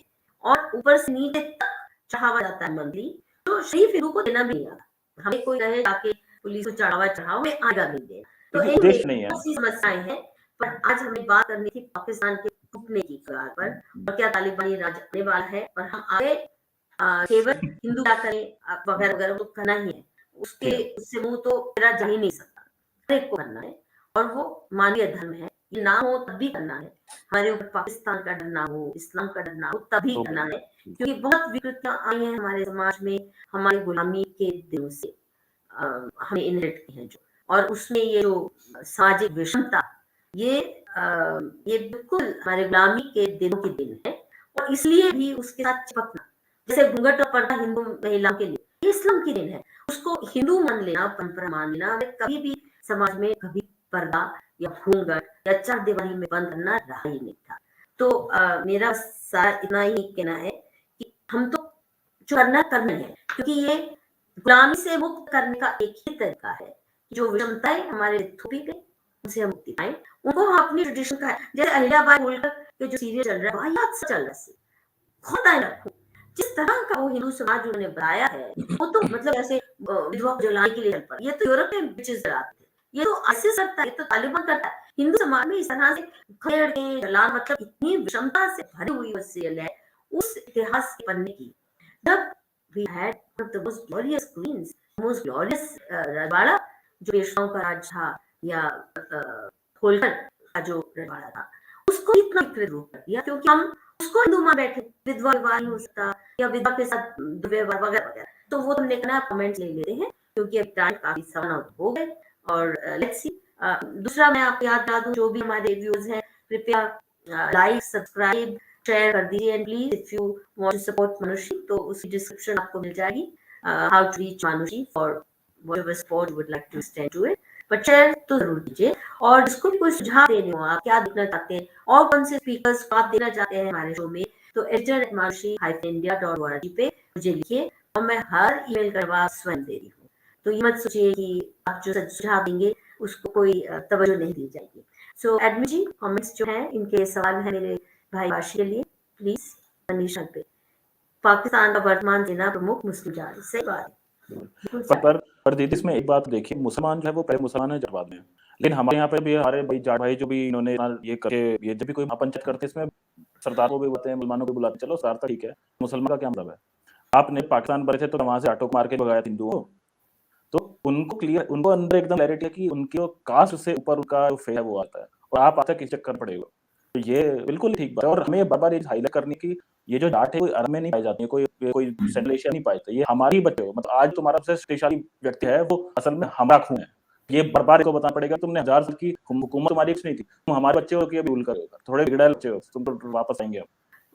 वही डीएनए वाली बात तुम करो, सेम डीएनए मुझसे डर होता है, तो आई टेल यू वाश भाई, डीएनए बदल जाता है इस्लाम से, क्योंकि आप जानते हैं आपका जो साइकोसोमैटिक टर्न होता है ना दिमाग का, और जो संस्कार दिए जाते हैं उसकी इतनी अहमियत है। इसीलिए हिंदू धर्म में संस्कारों की बहुत अहमियत है। प्रेगनेंसी के शुरू होने से पहले तक पूरे रिचुअल्स और संस्कार की प्रथा है कि किस माहौल में वो बच्चे का इंसेप्शन कंसेप्शन हो, फिर कैसे वो माँ के गर्भ में पले, माँ को कैसे खुश रखना है। यहाँ तो आधे से ज्यादा बच्चे रेप्ड वूम से निकलते हैं बेचारे। आप बताइए, जो हिंदू लड़कियां या सिख लड़कियां या यजीदी लड़कियों को ट्रक करती हुए बच्चे निकालते होंगे, पैदा करते हैं, क्या उनका डीएनए क्या होगा? खुद मुस्लिम मतों से करें वो भी बहुत अच्छे हलाला की कोई घर में 5 पुरुष हैं, वो एक ही स्त्री पे हावी हो रहे हैं। आप सोचिए कैसी विकृत मानसिकता निहित है उस प्रोसेस में। डीएनए वाली बात मुझे बोलना था कि जो लोग केवल यहाँ पे जाते हैं डीएनए से हैं, तो बस नहीं, मैंने ये बोला सेम डीएनए में आप उसको आपके बल में लेके खड़े कर देते कि हाँ मैं तो कौन उससे है, मैं ये नहीं बोल रहा, मैं बोल रहा हूँ मैं जब आप उसमें एक असर है, आप उसका सुपीरियरिटी को तोड़े, उनके बताया जाता है कि 1000 साल हमने हिंदू हुकूमत की और हमने सब हिंदू खड़ा होकर बोलता है नहीं तू मेरा बेटा है। सो ये मतलब सेम डीएनए वाली बात है, हम बोल रहे हैं कि तुम्हारे से निकले तो मैं हमारे अंदर वापस आए। वहाँ पे जो सेम डीएनए वाली बात है वो ये नहीं बोलते कि आपको हमारे अंदर वापस आना है, बोल रहे नहीं हम एक ही जैसे लोग हैं, हम नहीं बोल रहे हैं मेरे से, हम बोल रहे हैं कि तू एक जगह था, तुम बीच बिगड़ गए, अब हम मैं वापस लाएंगे। ये वो तभी आएगा लार्ज स्केल पे, बिल्कुल बिल्कुल। अगर आप सोच रहे हो कि वाशी या मधुकेश्वर कर पाएंगे, टुटके पुटे yes, you know this is a small trick for everyone you do घर वापसी with, वो 10,000 को उसी दौरान में कन्वर्ट करते हैं, क्योंकि स्टेट पॉलिसी उनके साथ है, ग्लोबल पावर उनके साथ है। हमारे को देखिए, जितनी आप मेहनत कर रहे हो ये करने में, उतनी ही मेहनत में करनी पड़ेगी अपनी स्टेट पॉलिसी बदलवाने में। अगर उसको हम स्वीकार करते हैं as given, then we are doomed. हमारी स्टेट पॉलिसी बदलना बहुत अहम है, उसके बगैर वाशी शर्मा आपके या मेरे प्रयास छुटपुट अपनी कॉन्शियंस के लिए बस काफी है, देश को बचाने के लिए पर्याप्त नहीं है। जैसे आर्मी अगर हमारा कॉम्प्रोमाइज है, पुलिस कॉम्प्रोमाइज है, मेरी बहादुरी क्या काम करेगी, क्या काम करेगी? तो to my mind Yatindra Kumar Mishra, चीन अपने देश के बारे करता, ये सोचकर काम नहीं करता, लोग विश्व लोग कहते हैं, बिल्कुल सही बात है। Don't agree? बिल्कुल बिल्कुल सहमत हूँ। और ये वाला जो स्वाभिमान है ये आइडियोलॉजी की पहले बैठ के तय करना पड़ता है कि हमें आज से 20-50 वर्ष बाद हम यहाँ पे जाना है। भारत की समस्या ये रही कि उन्होंने जैसे ही आपको सेक्युलर डेमोक्रेसी बोला, इंडिया सामने कोई उद्देश्य समाप्त किया। तो हमारा जो एक लेसी था, एक धार्मिक लेसी था, आपने उस धार्मिक लेसी को बिल्कुल जब मक्खी जैसे डाल के फेंक, उसके बाद में ऐसा निर्वात, एक ऐसा वैक्यूम आपके अंदर आया कि बस आप ये देखते रह जाते कि अच्छा उसके अप्रूवल ले लूं, मैं राजीव सरदेसाई मेरे बारे में क्या बोलेगा, मैं वो जो एनडीटी मेरे बारे में क्या लिख देगा, वो वर्ल्ड स्ट्रीट जर्नल के बारे में क्या लिख दिया, इसी कारण से हम अपनी ऐसी कर रहे हैं। तो ये बिल्कुल ठीक बात है और हमें सीखना चाहिए इन शब्दों से। मनु कॉल का है comment, I find this very insightful. He says all democracies use black operations both internally and externally. I imagine our law also makes use of them, but I doubt they are very effective because we haven't managed to see any results. Example, Pakistan's disintegration. India needs to come up with more aggressive, offensive strategies. ये मुझे बहुत सही बात है। What are your thoughts on this matter? Will we ever adopt it? ये मनु आप इतनी सही बात, दुखती रग पे आपने क्या बोले, दुखती रग पे आपने हाथ रख दिया, क्योंकि आर्मी के भी बड़े से बड़े जनरल और कर्नल, आज भी मैं कर्नल का 1971 वॉर का पढ़ रही थी ब्यौरा शायद इंडियन एक्सप्रेस में, जो वो बोल रहे हैं कि उनके हाथ रोकते हैं पॉलिटिशियंस, नहीं अभी हम कभी उनकी टेरिटरी जो वो अपनी क्लेम करते हैं, भले ही हमारे देश की, अब अगर कोई अग्रेसिव छोड़कर ताजपुर गुरुद्वारा लाने को मुश्किल नहीं है, शारदा पीठ को लाए ना, हमारी है और हमने अपने धर्म स्थानों को भी उन देशों के हवाले छोड़ दिया है और we need to now get over this. हम नहीं हमने अपने आप लक्ष्मण रेखा खींच ली। ये बहुत दुख की बात। हाँ, दैट्स राइट। 6 दिन और लड़े थे तो ताक के होते 6 टुकड़े। अब को एक ऐसे कितने आजकल बयान आ रहे हैं आर्मी ऑफिसर्स से, कैसे जो पोलिटिकल एस्टैब्लिशमेंट है हाथ रोक देती है, हाथ बांध देती है। तो this needs to change. You are right. दीदी के प्रश्न पे मैं एक बात कहना चाहूंगा, आपने जी बिल्कुल जी ठीक बोला। देखिए रॉ वगैरह जो है डेफिनेटली ऑपरेशंस करते होंगे और ये ऑपरेशंस करते होंगे, पर पता है क्या है कि ये जो रॉ वगैरह ये ना इस प्रकार के इंस्ट्रूमेंट ये ना छोटे छोटे गैप को फिल करने के लिए होते हैं। और जब आपके पास एक बहुत बड़ा एक लॉन्ग टर्म ऑब्जेक्टिव होता है तो वहां पे छोटी छोटी जो चीजें और थी शक्ति से नहीं तोड़ी जाती हैं, वो इस प्रकार के प्रश्न तोड़ी जाती हैं। लेकिन जब स्टेट के पास में कोई उद्देश्य ना हो, ठीक है, कोई बड़ा कोई लक्ष्य ना हो, ठीक है, आप देन यू बिकम रिएक्टिव। अच्छा, पाकिस्तान ने क्योंकि वही किया तो मेरे को सर्जिकल स्ट्राइक करनी है, पाकिस्तान ने अगर यहाँ पे मेरे को पुलवामा किया तो मेरे को बालाकोट करना है। क्यों? आप हर 2 से 3 महीने में बालाकोट जैसी चीज क्यों नहीं कर सकते? और आपको पता है कि यहाँ से इस मस्जिद के अंदर अरे आतंकवादी दाखिल बालाकोट हो गए। छोड़ो, मुझे नहीं है चोरी छुप रात को जाओ बम गिराए। आई एम सॉरी, करतारपुर ले आओ गुरुद्वारा, बिल्कुल बिल्कुल नानक साहब गुरुद्वारा लेके बिल्कुल आओ, हमारी बिल्कुल शारदा पीठ लेके आओ। बिल्कुल बिल्कुल देयर आर, इसमें तो कोई दो राय नहीं है। बिल्कुल तो बिल्कुल एक एक करके कम से कम अखंड भारत की एक दिमाग में एस्पिरेशन तो रखो। बिल्कुल वो दीदी। जज्बा हिंद को पाल रहे हैं, आप अखंड भारत की नाम भी नहीं लेने को तैयार। दीदी आपका जो वेस्टर्न नेबर है वो उसके पास जज्बा की डोमिनेशन है, आपके पास जो ईस्टर्न नेबर है चाइना उसके पास में वो है वो पूरा उसको डोमिनेट करने एरिया को। आपके पास क्या ऑब्जेक्टिव है? आपके पास ये है कि अगर चाइना वहां पे आके खड़ा हो जाए तो मैं वो मिरर मैं वहां पे डिप्लॉयमेंट कर दूंगा, मैं ऐसा कर दूंगा। मतलब आप उस आप हाइपोथेटिकल उसके आगे आप दिखा के आ गए। हाँ, आप उसके करोड़ नहीं नहीं नहीं करोड़ आप रुपया वेस्ट करके आगे दिखा के आ नहीं, गए। अभी भी आ बताइए। नहीं है, अभी वहाँ खड़े हैं। और अभी क्या है कि अभी तो ये आप उसके ट्यून से नाच रहे हो, वो जिस दिन चाहेगा आपको नचा के खड़ा कर देगा हमने, इससे बड़ी फेयर पॉलिसी कौन सी हो सकती है? लेकिन चलो वो एक करनी है वरना वो सीधा अंदर ना जाए, पर हमें देखना पड़ेगा हमारा एक लॉन्ग टर्म ऑब्जेक्टिव होना चाहिए एज़ अ स्टेट और वो हमारा डिराइव होना चाहिए हमारी धार्मिक एक हिस्ट्री से, कि बिल्कुल अभी इस समय दिख नहीं और रहा। वो होना चाहिए अखंड भारत की ओर बिल्कुल खंड कदम। और हिंदू राष्ट्र तो बनाना हमारे सर्वाइवल के लिए बिल्कुल अत्यंत आवश्यक है। मुझे नहीं लगता था ऐसे शब्द मेरे मुंह से निकलेंगे 10 साल पहले, क्योंकि हम भी गांधी जी के आदमी चुप से बहुत प्रभावित थे। और हिंदू राष्ट्र होना हमारे सर्वाइवल की जरूरत है, ये कोई किसी के खिलाफ की बात नहीं है। और if you can't do that much कि अपनी सिविलाइजेशन का नाम खुद पे लगा सके, देश के साथ जुड़ सके, तो लायक है। पल्लव जोशी कह रहे हैं, we wasted 1971 victory by not finishing POC and recapture POC। बिल्कुल सही पल्लव। PRD क्या कह रहे हैं? आप पढ़िए और जवाब दीजिए। बोल रहे हैं they can use the Pakistanis against India, they can use the Pakistanis against India. I mean शायद ये ओके में बात है, nurturing them the way Pakistan China, अच्छा चाइना। नहीं देम द हाँ, way Pakistan is doing with Taliban other things. तो हाँ, कर सकते हैं, बिल्कुल करना चाहिए। और मैं जैसे पहले बोला कि हमारे लिए पाकिस्तान का कोई बहुत अच्छा रहना कोई हमारे सेहत के लिए कोई अच्छा नहीं है। जो आपको मारने के लिए पैदा हुआ है उसको हमेशा ब्लीड करते रहना चाहिए और उसको हमेशा घुटनों पे रहना चाहिए जब तक आप उसको तो अंदर आप वापस भी ना मान लाएं। रहे हो, हाँ वाशी भैया, आप आए लाइन पे कि हमें उनको उनके टूटने में थोड़ी कंट्रीब्यूशन हमारी होनी चाहिए। हड्डी तोड़ के नहीं चाहिए थी, बिल्कुल क्यों नहीं, इस पे तो तो लाइन आप मैं वही लाइन पे आ गए ना, बहुत अच्छा, वेरी गुड। मुझे पता था कि बहुत टाइम नहीं लगेगा आपको लाइन पे आने में। All right, if you talk for that also, okay, why to be afraid to say Hindu people should ready to come on the street? अरे भाई स्ट्रीट में क्या करने जाएंगे? क्या करने जाएंगे? पहले तो you need organisational strength to come on the street. मुझे मालूम है जब शाहीन बाग के विरोध में हमारे कॉलोनी से लोग जाते थे, क्योंकि हमारा जीना हराम कर रखा था शाहीन बाग में, रास्ते बंद कर, पुलिस डंडे मार के हम तो भगा देती थी। उनके ऊपर डंडा तो क्या गाली देने की उनके पास हैसियत नहीं। एक्चुअली ऐसे पुलिस लड़े फॉर झगड़े प्रोटेक्टिंग देम, पुलिस अटैक ये देखिए। डिपार्टमेंट उनको प्रोटेक्ट करेगी ताकि बाहर से भी बिल्कुल। आके उनको हटाएं। और उनके खिलाफ जिसने स्ट्रीट पे आया, पहले डंडे मारे, फिर उनको बस में जाके कहीं 25-30 मील दूर फेंका थे, जिसको जो भी किया। और इतना तंग हुए यहाँ के इस एरिया के लोग, फिर भी हमारी सरकार को हमारे रहम नहीं आया। उन्हीं के सारे इंतजाम होते रहे। अब जैसे इनके लिए तो पानी, बिजली, टॉयलेट्स सब हाईवे पे देखिए सरकार ने प्रोवाइड किए ना वो टॉयलेट्स। आप बताइए, इन्हें हाउसिंग के लिए भी सरकार को चिंता रहती है और हमारे जीने के लिए भी चिंता नहीं है। सॉरी, ये तो बहुत शर्मनाक रहा। ये सिंघू बॉर्डर और ये शाहीन बाग, इन्होंने तो हमारा मनोबल बहुत भीतर तोड़ दिया। और इस्लाम आगे के लिए बहुत ही गंदा एक एग्जांपल सेट किया है कि जो जी मॉब के चढ़ाओ और बदनाम मना लो। नहीं, और हिंदू आए तो उसको पीट डालो, हिंदू आए पीट डालो, क्योंकि तुम लॉ एंड ऑर्डर खराब करने आए हो। वो डेमोक्रेटिक राइट इस्तेमाल कर रहे हैं ना। चलिए इस्लामी कुछ पूछ रहे हैं आपसे। बॉलीवुड पाकिस्तान का टूलकिट है, बिल्कुल है, और दाऊद गुरुओं के अय्याशी करने का अड्डा बिल्कुल है, क्योंकि बॉलीवुड में हीरोओं की बेटियों की फरमाया है और इस्लाम के अल्लाह काफिरों के लिए फरमाया है। हमें लगता है आज को बिल्कुल ठीक बात है। और दीदी आप तो देखते हो हमारा जेम्स ऑफ बॉलीवुड, हमने वो सज्जी भाई स्वाति जी चलाते हैं, हम लोग पाकिस्तान टोल्ड भी लाते हैं, तो हमने तो कोई सर अपने छोड़ रखी।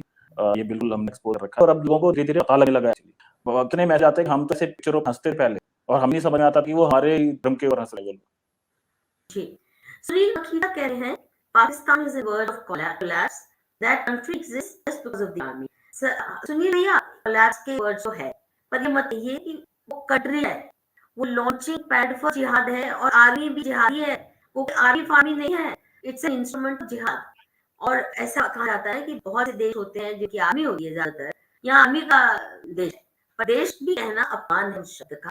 देश शब्द बहुत प्रिय शब्द है। जी, परवेज़ मुशर्रफ के टाइम पे मुझे याद है कि वहाँ के आर्मी के ऑफिसर्स ने भारत के सैनिकों के सिर काट के उनसे फुटबॉल खेला।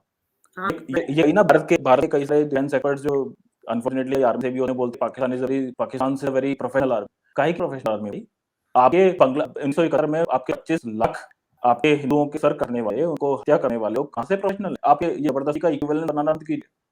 और मास रेप करने वाले, हाँ, अपने देश को लूटने वाले, बिल्कुल, अपने देश को ब्लीड कर रहे हैं वो। बिल्कुल, और दलील है, मतलब इट्स अ जिहादी ब्रिगेड। बिल्कुल। Actually there is nothing army like about, but Islam allow नहीं करता ना कुछ और। अगर आप अरे दीदी इस्लाम आप के आगे, आप आपका जो पहले वाला प्रश्न था ना कि तालिबान राज आएगा। मेरा इसमें ये क्या था कि एक्चुअली मैं तालिबान राज ही चल रहा है।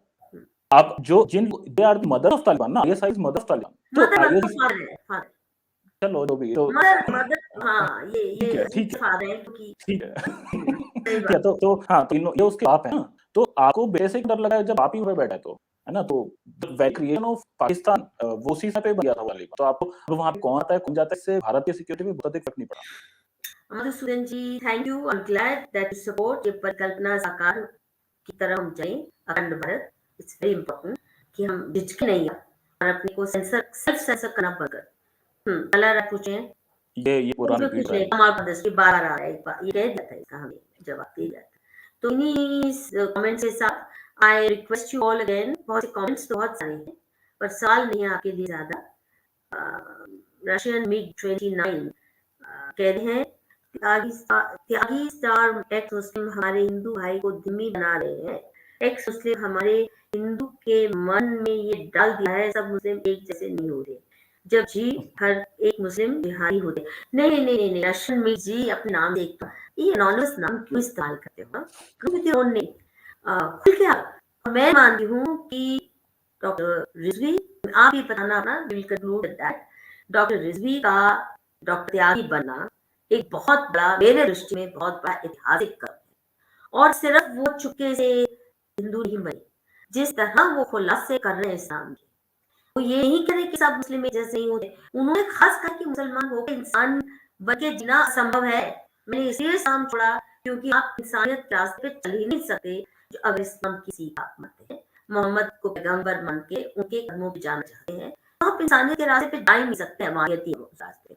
इतना खुल के बोलना कृपया, इनका इनका तो मैं तो सोच रही हूँ ये भारत रत्न के काम जो इन्होंने किया, क्योंकि इनको सुनना पड़ेगा जो सवाल ये उठा रहे हो खुल के, इससे पहले इतने खुल के किसी ने नहीं सवाल उठाया। सो आई सल्यूट डॉक्टर रिजवी उर्फ डॉक्टर त्यागी, और ऐसे बहुत से लोग आए और जो उन्होंने मैसेज खासकर शिया समाज को दिया है कि तुमको ये काफिर माने, तुम है कौन चुके हुए, तुम तो आओ बाहर, नियुक्त देते रहे बाद में। I think is historic. मेरे से कोई पूछे तो मैं तो भारत रत्न दे दूं उनको, और नेहरू जी का छीन के इनको, इंदिरा गांधी का छीन के, राजीव गांधी का छीन के इनको दूं मैं। मतलब उनको देने का कोई औचित्य ही नहीं था। अब आप बताइए how you view it and we mind. नहीं जी, बिल्कुल मैं कंप्लीटली एग्री करता हूँ आपके एक-एक शब्द से, आपने बहुत अच्छे से समराइज़ किया है। और हमें ना थोड़ा हिंदू थोड़ा इस हम ना बहुत अधिक डिफेंसिव में चले गए, हमें थोड़ा बाहर निकलना पड़ा। हम भी ऐसा कोई वो नहीं कि कोमल कली कि इसको छूते ही पता नहीं क्या हो जाएगा, थोड़ा इस माइंडसेट से बाहर निकलना पड़ेगा। दूसरे लोग हम ही में से गए हैं, हमें ही उनको ठीक करना है, हमें उनको वापस लाना है, बार-बार ये बोल रहा हूँ। और इन्होंने बिल्कुल खुल के बात कही है कि जब तक कोई व्यक्ति वहाँ पे रहेगा, तब तक तो सुधार मुश्किल है। तो उन्होंने एक्चुअली अपना मार्ग प्रशस्त किया है, उन्होंने एक अच्छाई का मार्ग प्रशस्त किया है, हमें बिल्कुल सपोर्ट करना चाहिए, सुरक्षा करनी चाहिए। और आगे भी ऐसे-ऐसे 1, 2, हज़ार, लाख, करोड़ ऐसे लोग वापस आएँ, ऐसे हमें इकोसिस्टम बनानी है, इसी के लिए हमको काम करना है। तो बिल्कुल, बिल्कुल। Thank you for summing it up like that. Friends, आप भी तैयार हो जाओ, बस कमर कस लो और कम से कम 2-4 लोगों की गर्भवती का आप ही साधन बनो। यही एक तरीका है। जो आपके यहाँ कोई स्ट्रीट वेंडर है, कोई कारपेंटर आता है, कोई जो, ये हाल ही में सब कन्वर्ट हुए, अभी हाल ही में बहुत से लोग कन्वर्ट हो रहे हैं, उनको रोकिए। और जो ताजे-ताजे गए हैं उस दिशा में, उनको बताइए। और कुछ नहीं, रिजवी साहब के लेक्चर्स उन्हें सुनवा दीजिए बस। घर में बुलाइए, मैं तो ये करती हूँ, घर में बुलाओ, चाय पे, खाने पे और कहो कि बस ये सुन लो, मेरी बात मत सुनो, रिजवी साहब की सुन लो, लेक्चर लगा दो और टीवी पे लगा दो ताकि उनका चेहरा भी देखें और सिंसियरिटी से बोल रहे हैं। He has really strengthened our hands enormously। और हम सोचते थे तारिक फतेह खुल के बोलते हैं, पर वो मुल्ला का इस्लाम, अल्लाह का इस्लाम करते रह गए, जो बड़ी कंफ्यूजिंग कैटेगरी है। इन्होंने खुल के पैगंबर, अल्लाह, ये सारी जो पर्दे खोली हैं, I think this is historic and I would like to see him get Bharat Ratna. Truly, he has risked his life and he will prove, I'm convinced, a major turning point in our history. A major new chapter has begun, I think, in Hindu researchers. With these words, I again urge you to like, subscribe, share and support Manushi. और thank you wash भाई, आपसे तो बहुत और भी मुलाकातें होनी है और आप जो काम कर रहे हैं मैं उसका आपको मालूम ही है, तहे दिल से समर्थन भी करती हूँ और बहुत सम्मान भी करती हूँ। और आप जैसे लोग भारी मात्रा में आयुष हमें कम से कम 10 लाख चाहिए वाशी शर्मा, और होंगे जरूर ऐसे आपको देख के और खुद देख के तो बहुत से लोग काम करने लग गए हैं। थैंक यू वेरी मच और जल्दी मिलते हैं फिर। आप सबको भी शुभ रात्रि, जय हिंद। शुभ रात्रि।